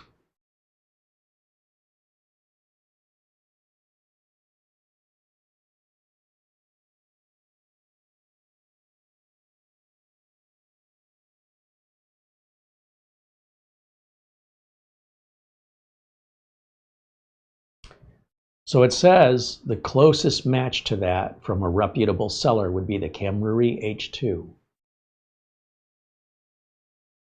So if we look at the Camry H2, which points to a Best Buy link, what we're probably going to find is although the case is different, likely what's inside of here is all the same, and likely all the drivers that the Camry website provides for H2 owners. This is the downside. If you're a manufacturer and you're paying for all of this, you know, website development and making the drivers available for your customers, but you don't actually make the product, then anybody else who also buys that product and brands it can just tell their customers, go to Camry for your drivers. And Camry will be paying for it. You won't be. And there's nothing Camry can do about it unless they develop their own hardware. So long as they're buying a white box and just relabeling it, so can anybody else. And the other person can play dirty and say, I'll sell for less than them because I'm not going to pay for a website and pay for the driver development and you know, have some technical person keep that up to date and then worry about being hacked and all the other trouble that comes with having a website. So Camry's already doing it, so just go get it from them. And there's nothing Camry can do about it, because they don't know you're not downloading for a Camry. So likely, because the, let's see, let's get back over here for a second. Because the Amazon page, hold on, let me get back to the Amazon page. Let's look at it one more time together under, now that we have this other information, and see what it says here. If we start to look at the reviews, look at this. There's 4.3 out of 5 stars with 14 reviews. You say, oh, well, how did people find their drivers? Well, not surprisingly, when you scroll down, you're going to find none of these reviews are for this product. This page used to sell a different mini PC. And what they, by changing the item in the catalog, but without republishing the catalog, all the feedback for what this used to be still remains. And I don't know why Amazon allows this. Purchase the N100. So thankfully, this person explains what they purchased. They didn't assume and said, well, here's my review of this item, because the item could have changed. There's a big difference between an N100 and a Core, what did we say this was? 14450HX. It's a massive difference. 10 cores and 16 threads versus a N100, which is what? 4 cores and no threads. And once again, if you read the review, see, this person here doesn't state what they're reviewing. And if they had multiple products on this one page, it would say under the review which product they were reviewing. But because they manipulated the Amazon listing in such a way what they've done is they've basically taken advantage of a loophole by keeping the reviews for the previous product, and then they replace that product. And if you're not paying attention as a buyer and you're not looking at the details, oh, someone here says N100. Every single one of these reviews does not apply to this item. I'm using this as a server, as a firewall. Again, they're not talking about this computer. They're talking about the previous one. I found the NVMe drives run at PCIe ×1. That won't be this computer. That'll be an N100. See what I'm getting at? So there's not a single one of these reviews that in any way reflects, in any way, shape, or form, any similarity to what's being offered today. So all of these reviews are invalid for this product, and what the product they're reviewing, who knows, because it's not here anymore. So this is what we're going to do tomorrow. We're going to put a couple sticks of DDR4 in there. We're going to open it up, see how that, how easy or difficult that is. Obviously, with the RAM in, we got to open it up. It arrives in a plain brown box, no information on the box at all. It is 100% sketch. We'll throw an SSD in there. We'll load Windows on it. We'll visit the Camrui H2 driver support page, download those drivers, and put them in. At that point, I think we're good to go. Then the question is it quiet? Does it perform well? Or do we want to just take everything out that we put in, send it back to Amazon for a refund? Because there is no good Tico company. It doesn't exist. Other than that one listing page that I showed you on Amazon, search for it. Do your own Google search. Let me know if you find anything. Look on Reddit, look everywhere for any information about what the hell a good Tico is. That's the kind of fun we can explore in these ideas here on this channel. And you know what? If it turns out that it's a pretty good machine and it runs well and it's a great price, I could deploy that to a customer. It potentially could be. I just know that if anything happens, it's going to be on me to 100% of the support. It'll be at my expense. And if it's reliable, just as reliable as anything else, and it's going to cost my customer less, and that customer is now happy and they want to order some more, there's a good chance I'm okay with that. And once I build out the first one and I have all the drivers, I just create a little folder. So anyone I do in the future, I don't have to do any of the research. Heck, I could even clone it and just, like Doug Betts with B-Links, just restore the image if I'm selling the same model over and over. Now, there's more profit in that because if the support's not any different, customer's happy, I'm happy, why go with a big name brand? So there's an argument to be made, so long as you understand where the money you're saving is coming out of, what somebody else spends more for, they may be getting more. And you might look at it very technically and go, well, it's the same processor, it's the same case, it's the same this, it's the same that. No, we got to talk about support, warranty, website, drivers, documentation. You won't get any of that with good Tico. You think all that's free? You don't count that as costing anybody any money? So you're going to write the documentation for them for free? Somebody gets paid to write the documentation, convert it into a PDF. Somebody else gets paid to design the website. For every link to a product, every link to a driver download, and then you got to host the driver download. First, you got to extract the drivers, figure that all out for that model, label it, name it, compress it, host it, and put a link up on your website. You think somebody's doing that for free? You're paying for it. Or, in the case of good Tico, you don't get it and you're not paying for it, and that explains why the price is lower.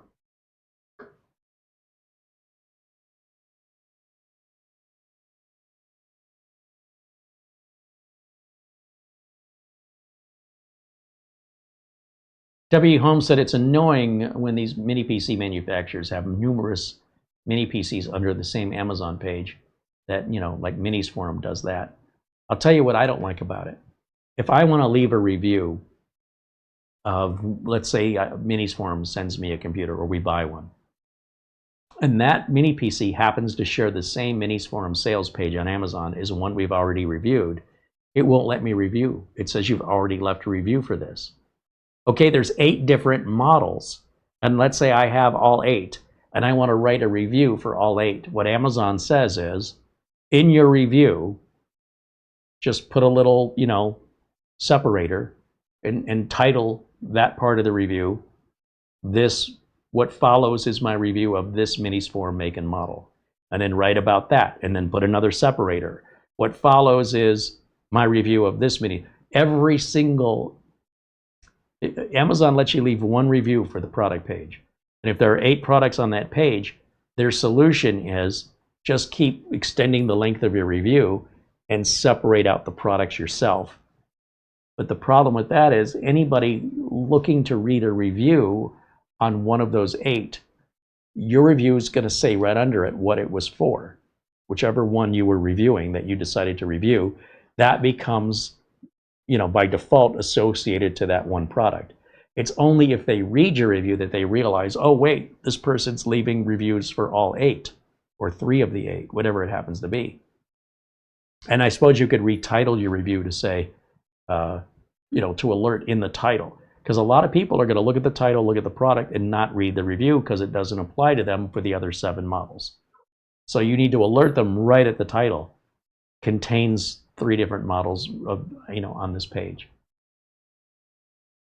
So it really doesn't help minis forum, and I've told them. I said I would be more than happy to leave a review for these other 7 models, but Amazon will not let me do that. So it looks like, they've got 1 review when in fact they've got 8 reviews. Like if I put 8 different models in that 1 review, it still shows up as 1 review. It really should show up as 8 reviews. And only Minisforum can control this. Minisforum, the people that set that Amazon page up, need to give each product its own page. And I think the reason they don't do that is they want to offer the viewer choices while they've got the viewer's attention. If the viewer hits the back button and starts looking at your competitors, they may not see the other models you have available. So which way do you go? The easy way would be for Amazon to change the review rules that if you're going to allow multiple products to be sold on the same page, then as long as you're a verified purchaser of any of those products, you should be able to individually review them. But Amazon does not agree. I guess what I'm trying to say is Minisforum's screwed if they don't put the other models in there, and they're screwed if they do. One way they're screwed, the other way they're screwed.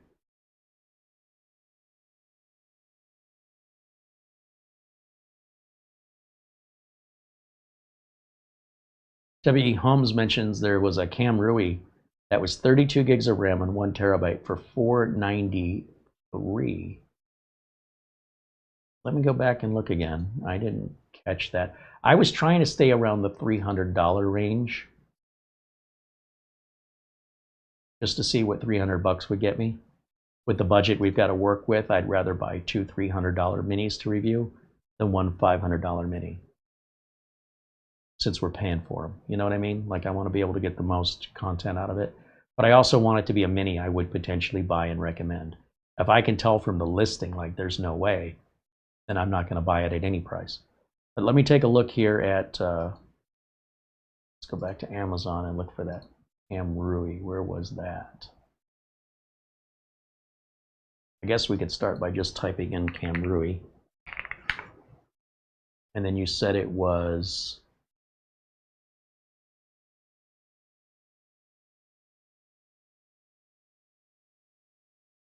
You said it had 32 gigs of RAM.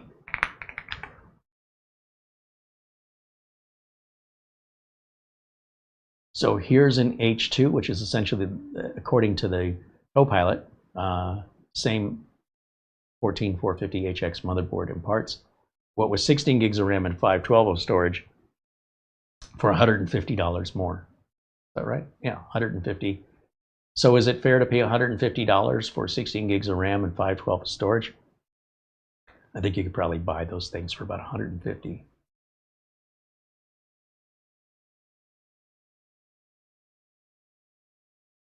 So here's the E3B, which we reviewed before. And the E3B is a Ryzen 7 7730U with 32 gigs of RAM and 1 terabyte for $469. But again, I don't think this has USB 4, does it? I don't think it has Oculink. So these things could be the deal killers for some people. Yeah, I don't see any Type-Cs on this at all. Well, yeah, there's one in the front. It does have a Type-C, but it's probably not USB 4. So you get one thing, but you lose something. Here's the Panova P2. I think we reviewed that. It's a Core i5 12th gen, a little bit older, 32 gigs of RAM, 1 terabyte the RAM is DDR4, 1 terabyte of storage. It's going to have Wi-Fi 6 and Bluetooth 5.2, which is decent. I don't mind I personally don't like this color scheme. It looks cheap, but I do see a Type-C in the front. What do we have in the back?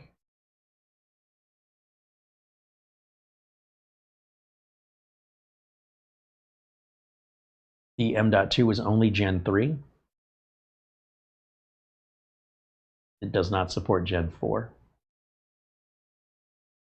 It's a trade-off. You know, you get one thing, you got to give something up.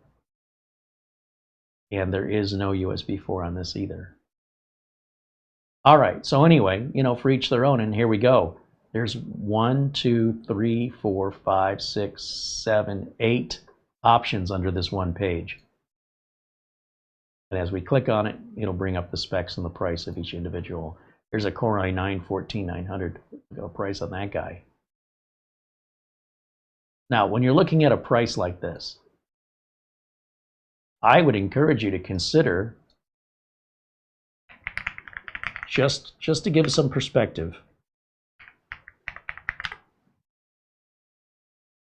look at this. For less money, for only $600 versus that $749, you get an Ultra 5 235HX. That's a 14-core, 14-thread processor with PCIe 5.0. 4 sockets for DDR5, not just 2. You get 4 sockets. USB 4 V2, the latest. 10 gig Ethernet and 2.5 gig Ethernet and Wi-Fi 7. Like, this is top of the line as far as all of your ports, and you know, this is the latest and greatest, and all you have to do is put some RAM and storage in it. And you know, granted, this is a lot bigger than a standard mini PC because it's a lot more power. Now, they also make this, again, look at how many options Miniswarm has there. You've got 5, 10, 15, and then it goes on to a second page of another 6. There's 21 different models in here. And like I said, I think Miniswarm is not doing themselves a favor doing this. They don't even look alike. They have nothing in common. Some of these are gaming PCs. Some of these are workstations. Some of these are, you know, more for AI development. It's a little bit of a smattering of everything. But because you're already on their page, they're hoping you'll glance down. And if you're not seeing what you like, you'll look through some of their other options before you hit that back button and see their competitors. But $600 for that much power? Now, they do make a more expensive version of this with an Ultra 7, and they do make an even more expensive with an Ultra 9, which we've already covered here. We've already done the Ultra 9. And the Ultra 9 also comes with this add-in card that Miniswarm manufactures that nobody else makes. And on the Ultra 9 version of that machine, you get 2 25 gig SFP plus network ports with 2 additional NVMe slots, meaning it will have 4 RAM slots, 4 NVMe slots, and 4 Ethernet ports, whether that's the 2 SFP plus or the 2 built onto the back of the board that are 10 gig and 5 gig. So what Miniswarm did is this is a proprietary piece of hardware that only works in the MS02 Ultra and is not sold separately, but it's Miniswarm. So guess what Miniswarm did?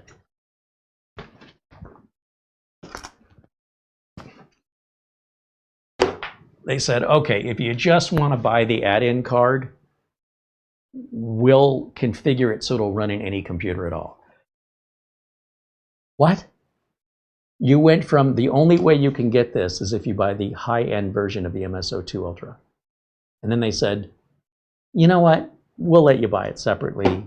We'll take away the proprietary BIOS of it, so you could plug it into any computer that has the available slot, and you can have the two 25 gig SAP Plus ports and the 2 additional NVMe slots on this card and buy it separate.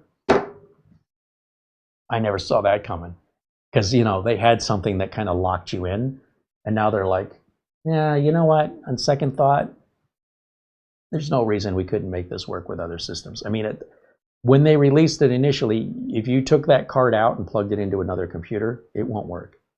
But this one will. So they've refined the BIOS or the firmware, or perhaps even the electrical interface, because they made it very clear that that card is only going to work in that machine. And apparently, that's one of the big selling points. So if you could just sell the card, put it into a machine you've just upgraded your network to 2 25 gig ports and 2 more additional NVMe slots right here. And as you can see, I haven't reviewed this or opened it. I mean, I know what it is, but we'll get around to it. You know who else does that? Me neither. Because B-Link doesn't do that. Ace Magic doesn't do that. Wowie and Paladin and TrigKey and Asus. Not even Asus does this. So if you wonder why I seem biased towards Miniswarm, why wouldn't I be? I mean, who else can you compare them to? I would really love for Miniswarm to pay me to promote them. But if I did that, then you might question if maybe my enthusiasm has been bought. And then I have to convince you, and you may never believe what I say.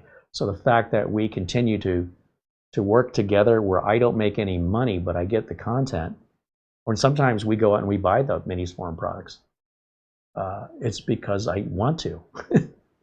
I'm not getting paid by Miniswarm, never. So just so you know where I'm coming from, I really wish I was paid because I really love their products. Why shouldn't I get paid and love their products? And the problem is there's going to be a portion of the audience that will just never believe in my genuine honesty, because if I'm also saying, well, they're paying me to represent them, what else would you expect? It's a tough pickle to be in. Not that Miniswarm is even offered, but I think in my head, wouldn't it be great if a big company like Miniswarm just paid for the studio and was like, the CareyHolzman channel, or Studio C, brought to you by our friends at Miniswarm, to have something like that, and just let that bill be taken care of by a big company that doesn't impact anything we're doing here any differently, but taking some of the stress off of me and onto the audience for constantly reminding you that without your support, we wouldn't be able to keep doing this, or certainly not as frequently. Takes the stress off of you, takes the stress off of me, but then on the counter side of it, then people will go, well, now we sold out. I don't know. This is the kind of stuff that keeps me up at night, trying to work out the ethics, the morality, and the integrity so that it cannot be questioned. And the minute I go down that alley, there are benefits, but there are also potential consequences that, so far as I can tell, I can't come up with a solution for it. Other just tell them to go away. If they're saying, oh, you're a sellout, then fine, go away. What do I need you for? If I've got them, what do I need you for if that's how you're going to treat me? On the other hand, I want to appeal to everybody. I don't want anybody to feel that a need to demonize me or to find some conspiracy theory they can latch onto. Give them nothing to latch onto, and when they reach, there's nothing there, and it prevents this problem from ever happening. On the other hand, it creates the side effect, which is now we're independently financed, and that's starting to get expensive in this topic. When I'm reviewing frozen pizza, it's a $6 video. You know what I'm saying? I could do those all day long. For the cost of one mini PC, I could do 10 videos for $60. And if a mini PC is $300, we could multiply 60 times 5. So that would be 300 videos I could get. No, that can't be right. That doesn't make any sense. If I could do 10 pizzas, individual reviews for $6 each, 10 of them would be $60. and 50 of them, right? If 10 is 60, 5 times 60 would be 300, would be $300. And I would get 60 videos out of that. So suddenly the finances aren't such a big deal anymore. But if I'm going to talk about mini PCs and expensive electronics, without the cooperation of, receiving products for free, or without the generosity of the viewers, we're sort of tied by the held back by the budget, which is still better than having nothing and having no content at all. But we're coming from a place where we had so much work for years, it was everything I could do to just to keep up with it. And now this has never happened before, and I'm not quite sure how to handle it. And it could change, it could all flip back to the way it was, or it may never. We just have to hope for the best and stay on path and continue marching forward with what we can. So if you know any answers to that, please share them with me, because that keeps me up at night trying to come up with some idea that I'm just not thinking of that could, be a win-win-win for everyone. And this is all I got so far. This is the best I can do. W. Holmes said, agreed, Mini Swarm is the #1 option for me. AO Star is #2. I've got both and they're great. We've reviewed a couple of AO Stars here, 3 or 4, and I don't have any complaints with them, but none of them stand out to me. So that's the other thing. The Mini Swarm computers, they're so unique. The AO Star computers, except for the one that was the NAS, it was like a mini PC that was like a tall tower with 2 drives, which is weird. 2 drives doesn't really make a NAS in my opinion, but what do I know? The rest are forgettable design. There's nothing special about them. I couldn't tell you by my memory alone what we reviewed, versus the Mini Swarm ones are so unique, they kind of stand out. Oh, I remember that. I remember the Adaman this, or the T7 was a really cool little mini PC. And to this day, no other mini PC has come out like it. Was it the T7?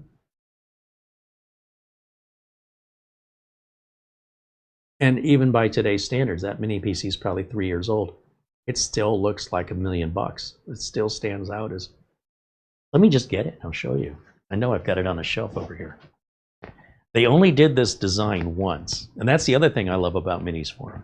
They've got so many different designs that if it doesn't do well, then you may never see it again. And then it becomes like a rarity. It becomes like collectible. So let me show you 2 examples of what I mean by collectible. The XTX, that's the name of it. The UM780 XTX Elite Mini is what Mini Swarm called this. I don't know if that name rings any bells for you, but I know that if you've been watching my channel, you're going to recognize this when you see it, because nothing else looks like it before or since. So I'm just grabbing it and walking back over to the stage here, to my bench, I should say. It's not really a stage. Makes me sound more important if I say it's a stage. So check this out. It's a little dusty. It's been sitting on the shelf a while. You guys remember this? Let's get this out of the way. Now, what I think is a real crime is that these never took off. This, let me start with this. First of all, I call this the Mosquito. I don't know why they didn't call it that. But this, you know how they give this is the Venus series or the Elite series. This should have been the Mosquito series. This is are you ready? This is a Ryzen 7 6800U with 16 gigs of DDR5 RAM soldered on, and you'll understand why when I show it to you. 512 gig NVMe Gen 4. It's going to do 5,000 megabytes a second, Kingston. Windows 11 Pro.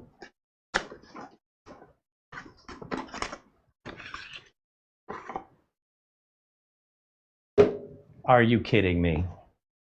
Are you freaking kidding me? This is a joke, right? This doesn't do anything. That is a screamer. Are you kidding me? If you haven't seen my review on this, What a shame that they don't make this anymore. Look at how teeny tiny that is. How can you just not think that's the cutest thing ever? It even has a micro SD card reader. Look, they just ran out of room for ports. They had to come over here and add. They ran out of room. They go, well, we'll put some more ports over here. Where is it? Over here. And then, oh, we'll put some more ports over here. Finally, we've got some ventilation and some room for stickers. That's it. Look at. That's how small this is. I've had sandwiches bigger than this. Are you kidding me? This is no joke. You fire this up, 12 seconds, you're at the desktop. How did they do this? And why did this not sell? They came out with another version of this, I think, with the next generation of AMD processor, like 7,000 instead of 6,000, and then they never made it again after that. Oh, breaks my heart. But that makes it special. This one too. Check this out. If I just put power into this,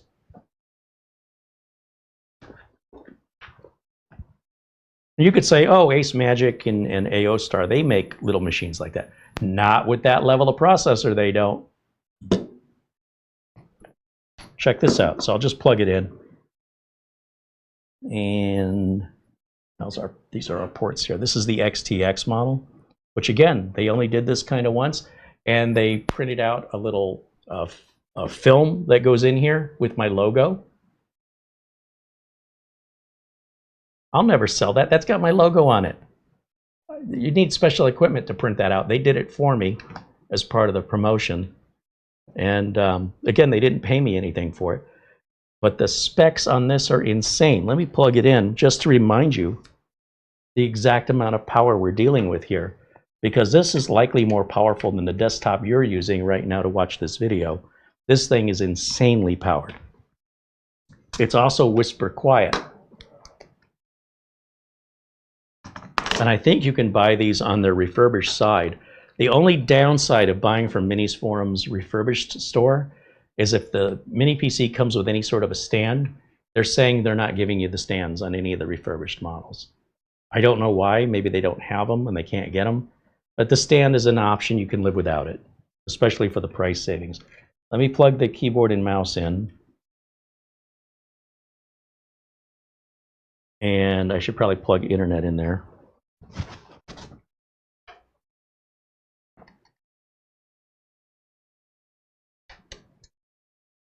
And then let's jump over to this cable, which is port 3. Of course, it's already loaded. Let me restart it. Well, first of all, I guess since we're in here, let me show you the specs.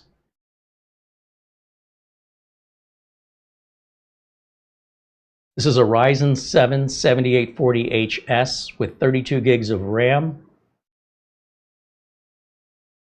Windows 11 Home. It's been a while since I've updated it, not too long ago. And as I mentioned, that 1 terabyte, oh no, that was the other machine. I'm confusing them. So the little one is the soldered on RAM. This one is just regular RAM you can change and upgrade. Anyway, watch this boot time. Check this out. I mean, if you can't tell when I'm clicking and how fast things are opening here. Watch our reboot time.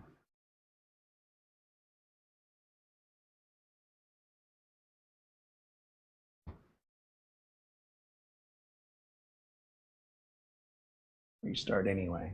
I'm probably going to need to update this with some driver updates. Maybe the AMD Adrenalin and chipset drivers and Windows updates, since it's been sitting a little bit. Get it up to date.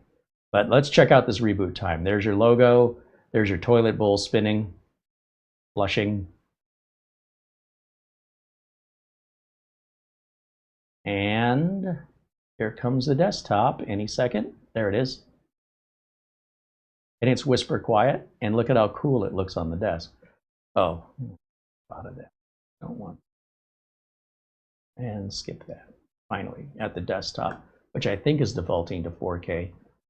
Here's our Crystal Disk Mark results. High-end Gen 4 drive in there. 2 terabytes, it looks like. And that's all stock. We didn't put anything in this. This was the way they shipped it. Who makes that?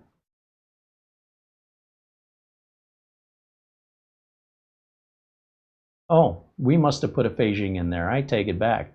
Maybe I thought the drive it included was too slow. It was probably a Kingston with 5,000. And I thought this machine deserves better than that. I'd have to go back to the original review because I would have done it on camera. I completely forgot that I did that. Let's go to display settings and bring that down to 1080. 1920. That's better. And then if I'm curious about this driver version,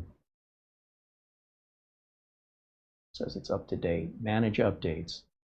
Is it really up to date? Let's see.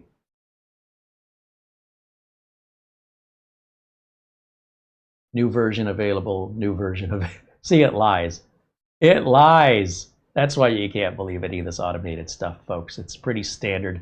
It don't matter if it's AMD or Intel or Gigabyte or MSI or Asus or Minis Forum.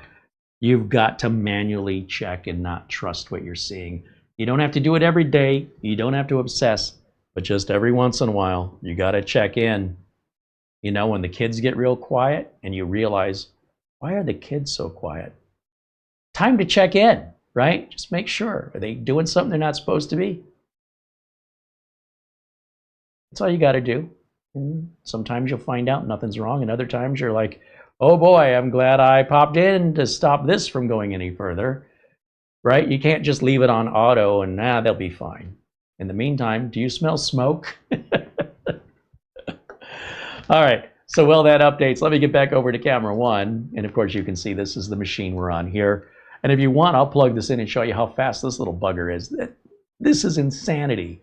I cannot believe this is not their #1 seller, that they had to stop making it due to lack of interest from the consumers just not buying it. And maybe they were like me. They're like, there's just no way I can take this seriously. Seriously, look, that's just too small. And you're like, you can forget everything you think you know about technology and computers. This will make you question everything you thought you knew. It's that capable. And it's like, no, it isn't. It's way too small. They said that about me. And look at me now. All right. Let me look back in the chat here.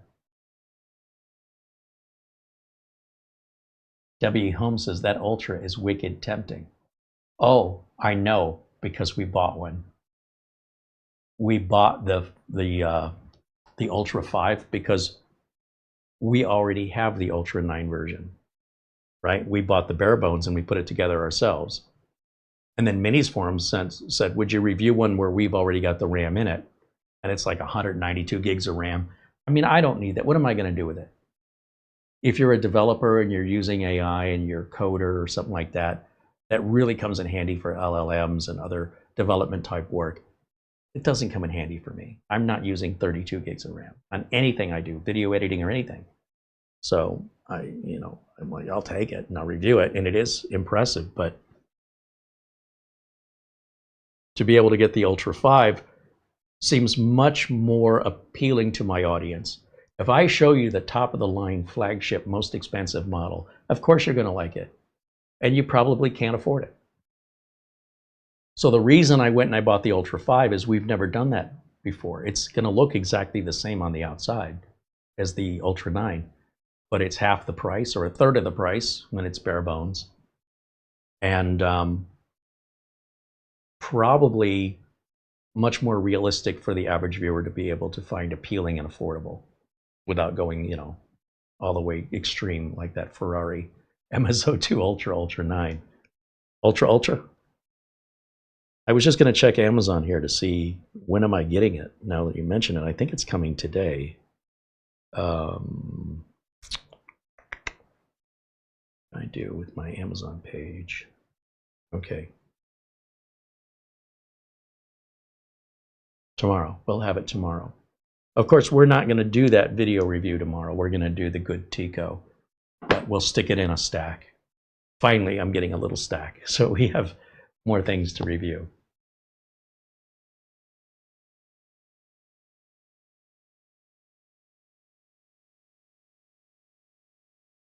David Martinez says, Carey, love your cooking videos. So thank you, David. That's another channel.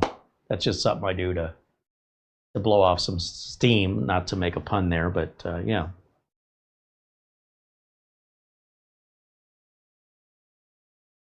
W. Holmes said the Cam Rui that he was referring to with the price was a result of the Copilot answers that we were looking at earlier. Okay. Calvin says he just got hit with an intense thunderstorm in Houston. Hey, stay safe there. Here's Crazy Vera saying hello. Let me go back over to this machine, because those updates for AMD should be done. And it wants to restart, so let's let it. Because all that's going to do is improve our performance, reliability, and it's probably why we got those error messages that shut down. Plus, there's some Windows updates missing, but I'm not going to do that right now. Once this restarts, I think I'll shut it down, and we'll plug that little mosquito in. Those they called the Mercury series, right? Because that's the smallest planet, the Mercury. And then they had the Venus and the Neptune and all these other series, which, you know, if you know astronomy, might mean something to you, but for the rest of us, it's just the name. I think mosquito would have been a far better descriptive name, personally. Because those little mosquitoes can be too quick to try and smack them, you know? They're fast little buggers. All right, so now we're updated here, and I'll just leave this out for later so I can update it off camera. I'm not going to put it away, but I will shut it down. And then what I'll do is I'll move these cables. By the way, did you see how fast that shut down?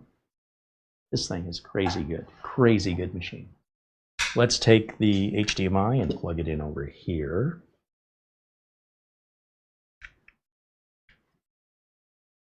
This only has one video output on it, but it does have USB 4 on it. Is that right? Did they have USB 4 back then? That wasn't a thing, was it? Hold on a minute. It's written so tiny I can't read it. Son of a gun, it is USB 4. So you would be able to add another video output there and there. These are both Type-C USB 4. On this little tiny, like, it's still jaw-dropping. All right, so where do I plug this in? I can't. There's no Ethernet. They just don't have any room. That's how tiny this is. Can you wrap your mind around this concept? What? All right, let's get the little power adapter out, which is probably bigger than the mini PC. Let's see. Oh, it's like a cell phone charger. So we need the USB 4 port in the back to power it. Wah, wah. All right, well, then we could at least do 2 monitors, right?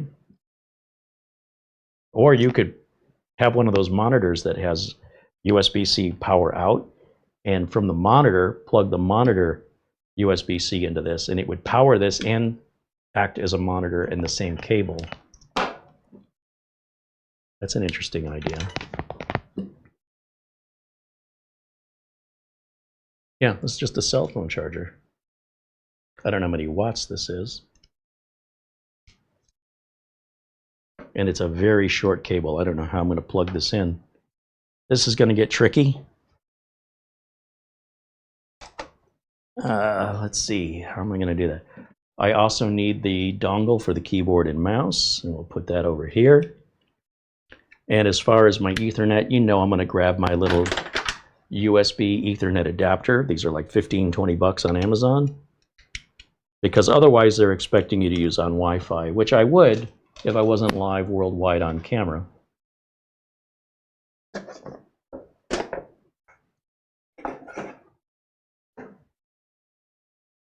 And now I can grab that Ethernet cable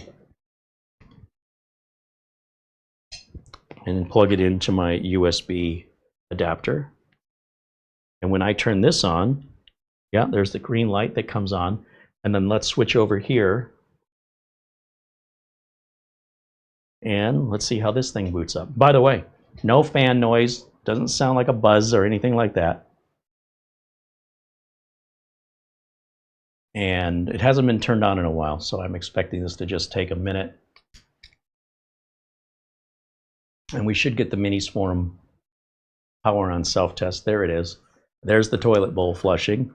That means Windows is loading.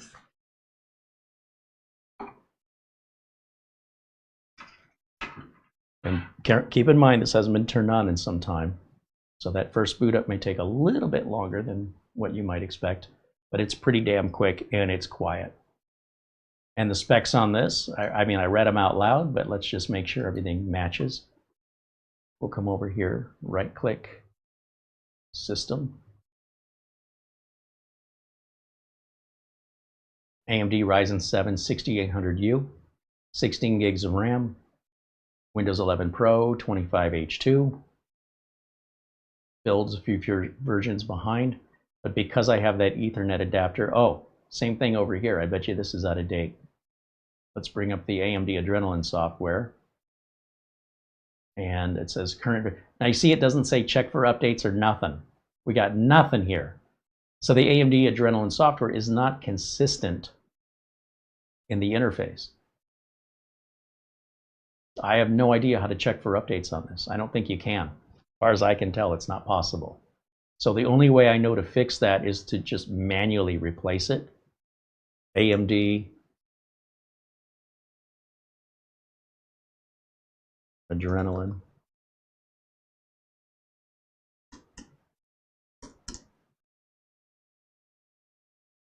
That first link ought to be what we want. Download. Just look how fast this thing is. Just click, click, click. As soon as I click it, it's there. It's so tiny. How is this even possible?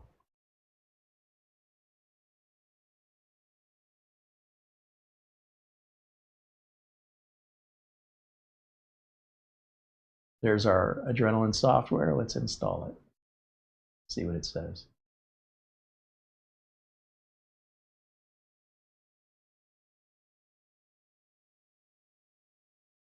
See, most people that have AMD computers, they don't know anything about this, and they have no idea how much performance they're leaving on the table because they don't know to do this. It's an added cost to your AMD computer that you thought it was cheaper, but it turns out ignorance is bliss, because you may not be getting all the power, performance, reliability, and security because you don't know you have to do this yourself. And if you don't do it, you just don't know, right? So there's our graphics driver. It says upgrade to 26.3.1. And then it also is offering chipset drivers. They'll update those as well. From what? I'm not sure. But if we bring this up, we're at 25.1.3 or 10.3. That's a pretty significant upgrade. See what I'm getting at? And the longer it goes ignored, the older and more outdated it gets. And then people are like, oh, my computer seems slow and sluggish. It's not keeping up, you know, especially with Windows updates that change Windows resource consumption. And those chipset drivers and video drivers help optimize the performance. That includes changes to the way they work based on the updates Microsoft releases that could be directly having an effect on your performance without those driver updates. And so you can't trust auto updates. You still have to check them. And by just not even checking it, you could have a problem you don't even know you've got. Then a Windows update comes in, which takes us back to the beginning of the video, or I talked about how most Windows updates that fail are happening because the end users are making changes or they're not keeping their drivers up to date. And this would be an example of that, where a potential future Windows update could fail on this. Why do you think this software gets updated? Why do you think Adrenalin and chipset drivers are being updated? Because they have nothing else better to do. So they're doing this at no expense, but they're also not really marketing the importance of you checking this by hand. It's not their problem. But the solution's out there. They're not saying, tough luck, we're abandoning you. But they're saying, we are here for you, but you got to come to us to get it. And if nobody tells you you've got to go to them to get it, then you go without and you don't know any better that you're missing out. Missing out on better performance. You're missing out with, you know, potential issues with Windows updates not working, and you can't figure out why, but you will always blame Microsoft for it, because that's just, when I say you know, I'm referring to the internet, not you, the audience here today, but you understand my frame of mind as a tech, is I'm saying, when I say you, what I really should be saying is the average internet user who is active on social media will be quick to blame Microsoft for problems that they themselves could have prevented if they had more knowledge. And it is their lack of knowledge that causes this panic and outrage and unjust, we have to make people aware that Microsoft is doing us to us. No, you're doing it to yourselves. And AMD could be doing a better job, by the way, of informing people, but they don't care. You've already bought the product, so what are they getting out of it? Nothing. If your computer doesn't get a Windows update, that's not their problem. It doesn't affect their bottom line. You've already paid them. They've already cashed that check and spent it. So what do they care? But at least they do provide the updates. They do spend the money on that development, and you don't have to understand why. It's not important. Just know that they're there for your benefit, but you have to know to go and get them. If you don't know that, you're being left behind, and you don't know that either. Sometimes you could just be a whole lot happier if you just didn't know any of this stuff. Ignorance is bliss. Be careful of the people that are really happy. Let's see. Get back over there. All right, that's still installing. Anyway, this thing's insane. This is insane. Now, granted, the cable's way too short, but you could always use an extended power USB-C cable. You could buy one that's 10 feet long. It would be fine. But what it comes with is like 4 feet of cable, which is not much.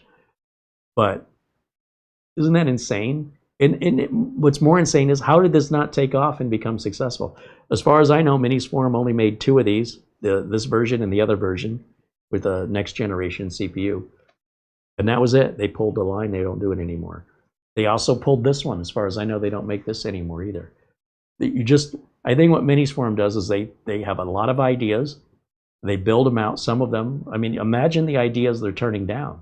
These are the ideas that make it through, but you have no idea how the public is going to respond.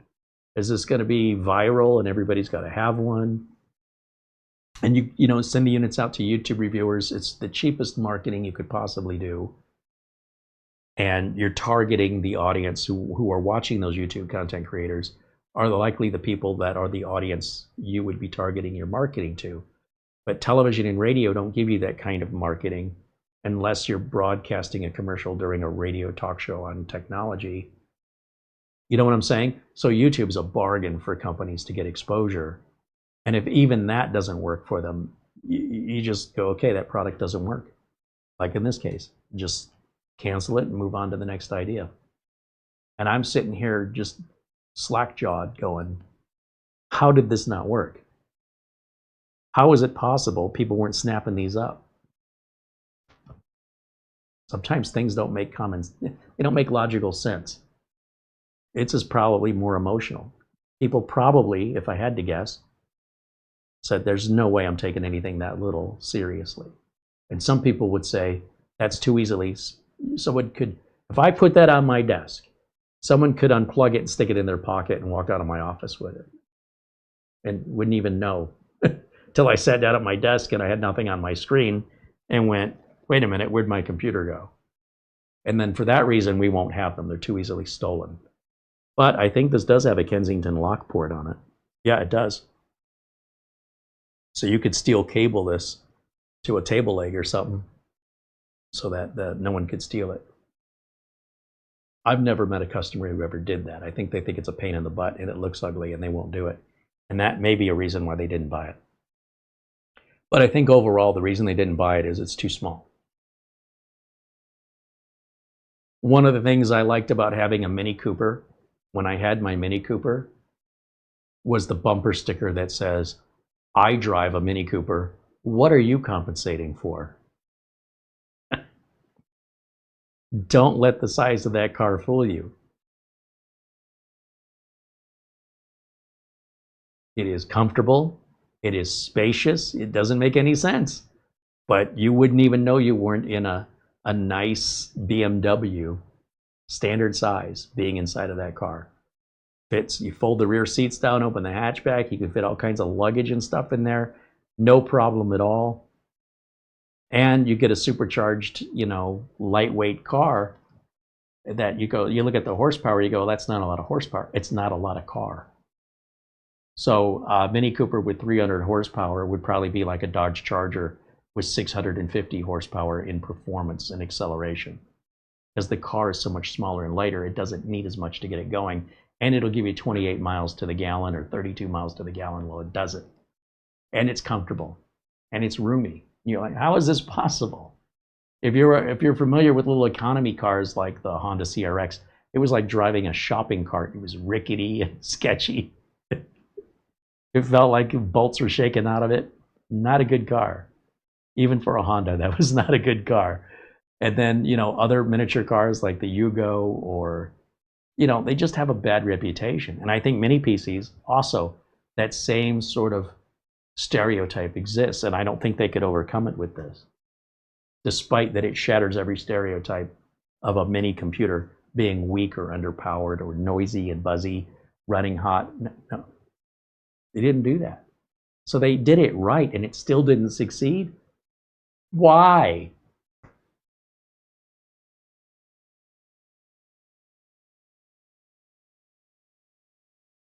Right, this looks good. I'm going to uncheck that box there.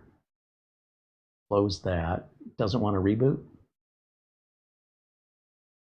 I would think it would want to restart. Now I can check for updates. Look at that. Okay. And I guess I'll hit Windows Update while I'm here. I mean, as soon as I click the mouse, I don't know how you can tell, but that screen it instantaneously changes as soon as I click the mouse. There's no hesitation or lag at all. And I'm not hearing the whiny pitch of a small fan. I don't hear it at all. And it's not running hot. Like, what else could they have done to make this better? And it still wouldn't sell? Then that's an emotional issue with humans. That's not a logical issue with the technology. It just may be ahead of its time. Okay, so we're going to download those updates. Let me get back over to camera one, back over to the chat.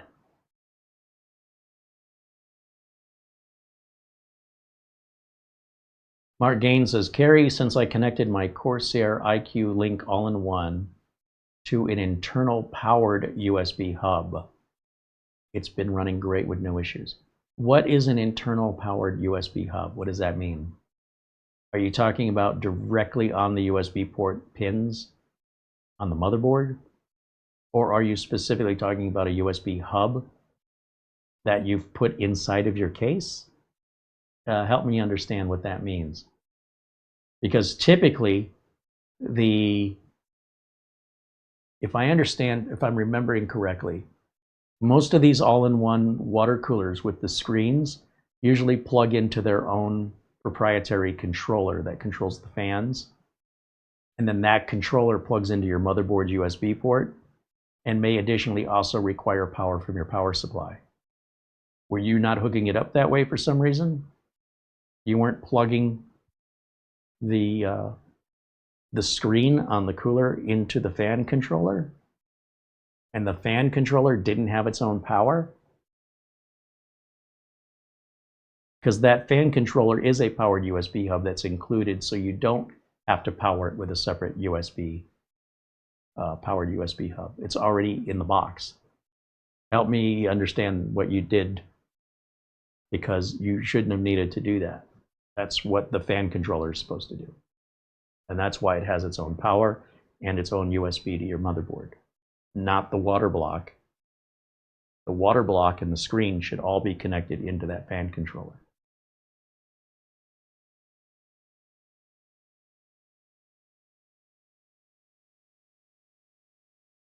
I mean, I'm glad you got it fixed. Maybe you just leave it alone. I'm just trying to picture in my head why the enclosed fan controller wouldn't have provided enough power. I've never seen anything like that before. I'm wondering if you didn't hook it up right. Maybe you misunderstood the directions, or there was some reason you couldn't hook it up as intended, or if you did hook it up as intended and it didn't work, because that's the part that I'm not like, well, why does it work for everybody else? That's the part I'm not able to conclude, other than you must not have hooked it up that way. But you'll have to tell me. I have no idea. Just trying to get the rest of the story.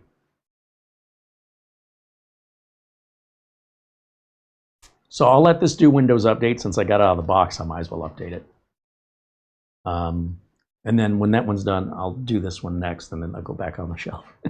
They're just less updates I have to do later at some point. But these are two examples of machines I love.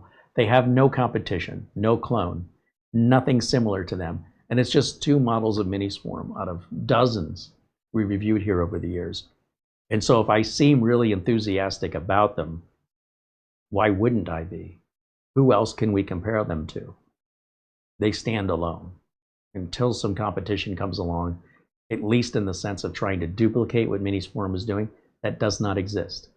The G1 Pro, nobody's got anything. Look, the G1 Pro, I still have it. Whoa. Look, I just knocked the mini PC onto the floor with my foot. And hold on, let me see, did I turn it off? No, it's still running. So there's really nothing to break on this little guy. You know what I mean? Like, I just knocked it onto the floor. It's still running and doesn't even notice. It's like, oh, did you do something? I didn't even notice. Try doing that with your HP desktop and let me know how many toes you break when it lands on your foot. This barely even notice it. Anyway, if I can walk around that power cable, it's that really tight power cable because it's so short that I just lightly touched it and it pulled the whole thing off the table. But we need to do a follow-up part 2 on this bad boy because this thing is insane. I mean, this is a full-on working gaming PC with a desktop 5060 graphics card in it. Fully loaded. This was not bare bones. This was with the storage and the RAM, $1,700. Bargain. You couldn't put a desktop together with those parts for $1,700. This will play every game on the market. Now, whether or not it plays it at the high resolutions you want, I don't know, but it performs exactly the way a 5060 performs. It's not a laptop mobile version of the 5060. It is a proper 5060 GPU that's in there. And it performs exactly like any other desktop 5060. So if you understand what the 5060 can do, then you know frame rates over 100 FPS on many classic games is easy. 1440p on most games is easy. And if you turn on DLSS, well, you can about double your frame rate on most games. So unless you're playing at 4K, this wouldn't be enough at 4K. Not for some modern intense games, but if you play at 1080 and many at 1440, you're going to get a frame rate well above 60 frames per second out of that. And if that's not good enough, I mean, just spend more money. It's easy to drop. The $1,700 that costs will not even buy you like a 5080. So you really have to spend a lot of money to get these big chunky graphics cards that may outprice the whole machine you're putting it into. And those cards are big and they have those ATX 3.0 connectors that are burning up. And it's a huge financial loss when it burns up. They haven't resolved this problem. It continues to happen to the people who spend the most for their graphics cards. You gotta love the irony. They probably spent a lot for their power supply to power that graphics card, and the poor computer's all but forgotten. They're like, look at this power supply, look at this graphics card. Yeah, I got $5 grand into those two parts. What's the rest of the machine? Oh, that doesn't matter. This is a nice balance in a small package that's very affordable and replaces a console. I mean, let's face it, this is smaller than a PlayStation PS5, much smaller and much more capable because you've got a full working Windows computer here. So that's one of the latest and greatest. Now, what clone makes a machine similar to that? No one. Miniswarm is the only one that manufactures anything like that. Go on AliExpress, there's not even a knockoff trader even attempting to compete with that, to trick you. No. And you know, how many mini PC manufacturers stand alone in that unique design that isn't being, you know, stolen and ripped off by their competitors? The bottom line is that's not so easy to clone. That requires a lot of custom engineering that Miniswarm obviously has to develop that 25 gig SFP card. They invented that right from scratch. Who else makes that with the 2 NVMe? Do you see something like that from a controller manufacturer or a network card manufacturer? Because I haven't. But the mini PC manufacturer made that custom part? That's pretty damn impressive. Everybody else is just grabbing what somebody else made and putting their name on it. Miniswarm is actually creating it from scratch. They're not just reheating some food in the oven. They are harvesting their own ingredients and making their own recipes and cooking their own unique meals that you cannot get anywhere else, except instead of meals, they're mini PCs. Look at all the different form factors just in these three. And all three of these are respectable, higher end, mid-range to high end categorized minis with regards to the power and performance they offer. But look how different they are. It's not that Miniswarm has a certain look. They don't. They're all over the map. The MS Ultra I showed you looks nothing like these three. I love that about them. I love that. They're not locked into some branded IP that everything has to have their certain look to them. Each product category, whether they're working on NASs, mini PCs, it serves as its own individual product in an individual color based on what it's designed to be, not based on what came before it or to keep it in the family, so it has to have certain traits. No, they don't do that whole, we got to give it IP kind of thing where every Miniswarm has to have this look. As you can see, nothing about these screams Miniswarm. What if there was anything that screamed Miniswarm, it's the fact that it doesn't scream Miniswarm. You go, what is that? I've never seen it before.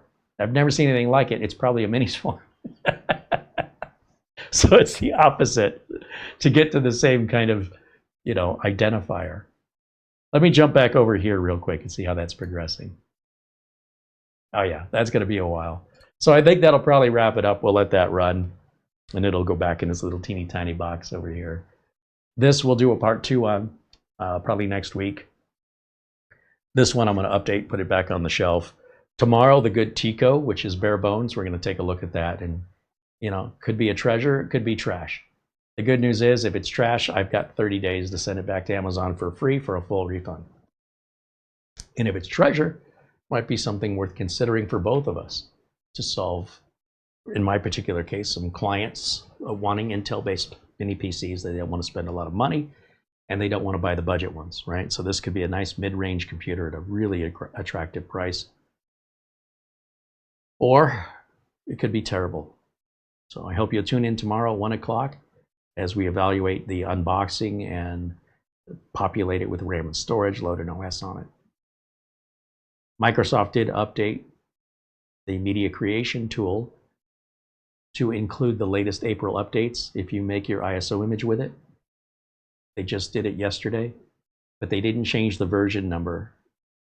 So if you say, well, geez, Carey, when I downloaded the media creation tool 3 weeks ago, and I downloaded it today, and I check what version it is, the version number didn't change, so they didn't change anything.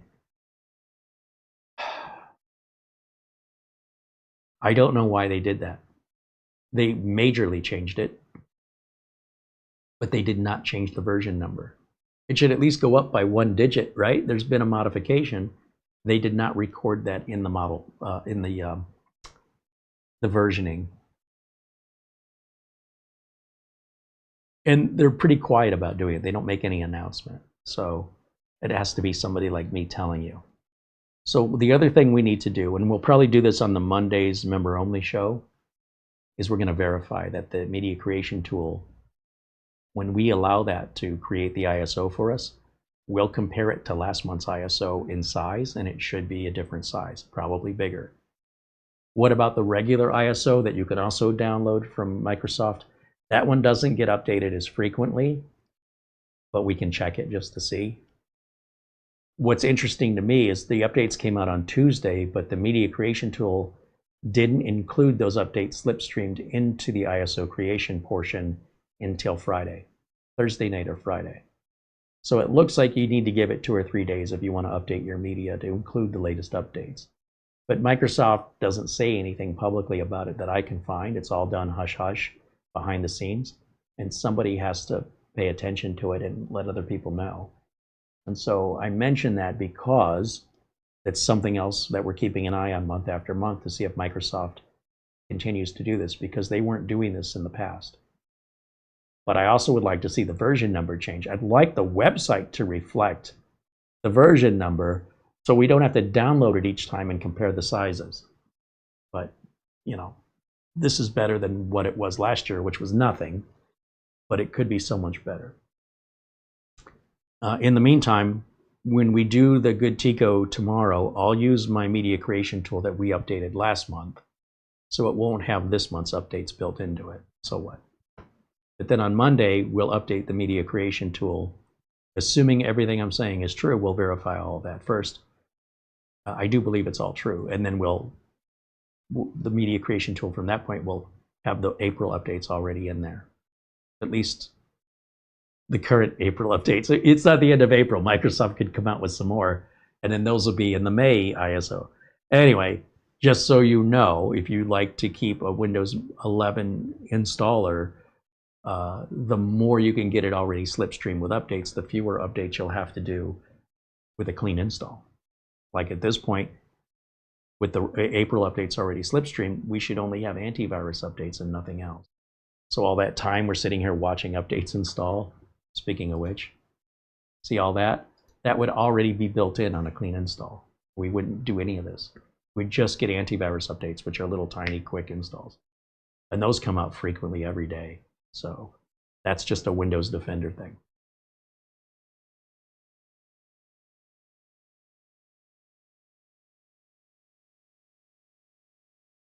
Mark Gaines said it's powered by SATA from the power supply. Yeah, a SATA power connector coming off the power supply should power the fan controller, right?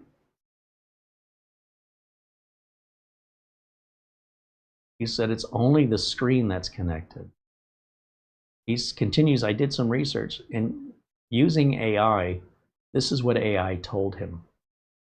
There must be something different about that Corsair that I would have to have it in front of me. But that doesn't really make any sense that they would sell a unit that doesn't work without. In other words, if you follow the directions and assembled it in the way that it advised, it should work.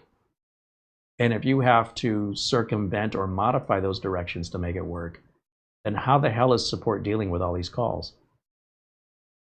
Right? It would just be cheaper for them to fix it and to just continue to endure all of these returns and support requests. There's a piece missing here. I just don't know what it is. And I'm glad you got it working. And hey, if it's fixed, don't fix it. Just leave it alone. It doesn't even matter anymore. But I can't say I've ever experienced anything like that. I think we installed one of those Corsairs in the past. We did not have this issue. But I don't think you had the issue until a couple of weeks after you finished it. It was running great, and then it started acting up. So I don't know. It's just not adding up for me. There's some missing piece. There's no way everybody who bought one of those has to do what you did. So something must be different for you. And that's what I'm trying to figure out. On the other hand, you've already got it working regardless, so I guess it doesn't matter. So I'm glad you got it working. I'm just bothered by the solution. That should not be right. Nobody should have to do what you did. It's intended to work with the parts it included, and if it's not, something's wrong with it. That's all I can say. But what do I know? I'm just hearing it from you. I'm not seeing it, and I'm not experiencing it firsthand. And the end result will be the same regardless, right? But I'm glad you got it working. And hopefully you can enjoy using your computer instead of just working to make it work. I think that's going to wrap it up for today. Thank you guys so much for hanging out on this last minute broadcast. Be aware of those emails going out telling you your email password's going to expire. It's not real. It's never been real. Just delete them. Let your family and friends and people you care about know, so they're not calling you going, what do I do now? All I did was renew my password. That's going to be a nightmare to undo that hack, because who knows what they do to somebody's system once you hand over all your credentials. So best to avoid it, and then you won't have to worry about the mess. I was eating over the sink, and Mara said, why are you standing up eating? Why don't you sit down at the table? I said, because what I'm eating is dropping crumbs, and I don't want to clean up the crumbs. So if I just stand here over the sink, then all I have to do is turn the water on and wash away the crumbs. Then I don't have to clean up a mess. And she looked at me like I was crazy. But that's okay. I'm used to it. I figured I don't mind standing and eating if it means I don't have to clean up a mess. If all I have to do is turn on the faucet and move the water around. Clean. If I could get a bathroom with a floor drain that was all industrial, so all you had to do to clean the bathroom was turn on the hose and hose everything down and let the water run down the floor drain. Clean. Sign me up. I would have that in a house in a second. Why does your bathroom look like it belongs in a laboratory? Because I can hose it down. No grout to clean, you know. Everything's stainless steel. Just hose that bad boy down like a locker room. Clean. Let's go. Anyway, that'll wrap it up for me for today. Thank you guys for tuning in. I hope you found the information helpful. And I didn't mean to turn it into like a minis form commercial, but it's how I feel. What am I going to tell you? If you're not impressed with this stuff, you better tell me what impresses you, because it must be something really, really good. We're back tomorrow with the Good Tico review, which I'm very much looking forward to doing. And I'm hopeful that this is really a good bargain in the secret. You know, not many people know about it. But I could be very wrong. Find out tomorrow. 1 o'clock as always, and we hope you'll join us then. Thank you to Mara, our channel administrator. She set this video up last minute with the thumbnail and titles, and continues to update the video notes as necessary while we're live here. So I haven't checked on it to see, but if you haven't looked, it may have changed since we've been talking, and she's been potentially adding to the notes. With that, if you want to reach out to us, our email address one last time, right here up on the screen. If you want to reach out with any questions, concerns, need some help with something, this is how you reach us. We love hearing from you guys. Thank you to Buster for the super chat gift card, and thank you to all our members in green for making these videos possible. And for those that are not green members but hanging out with us, part of the community, we love having you here, and thanks for joining us today. Enjoy the rest of your Saturday. We'll see you tomorrow. Until then, bye for now.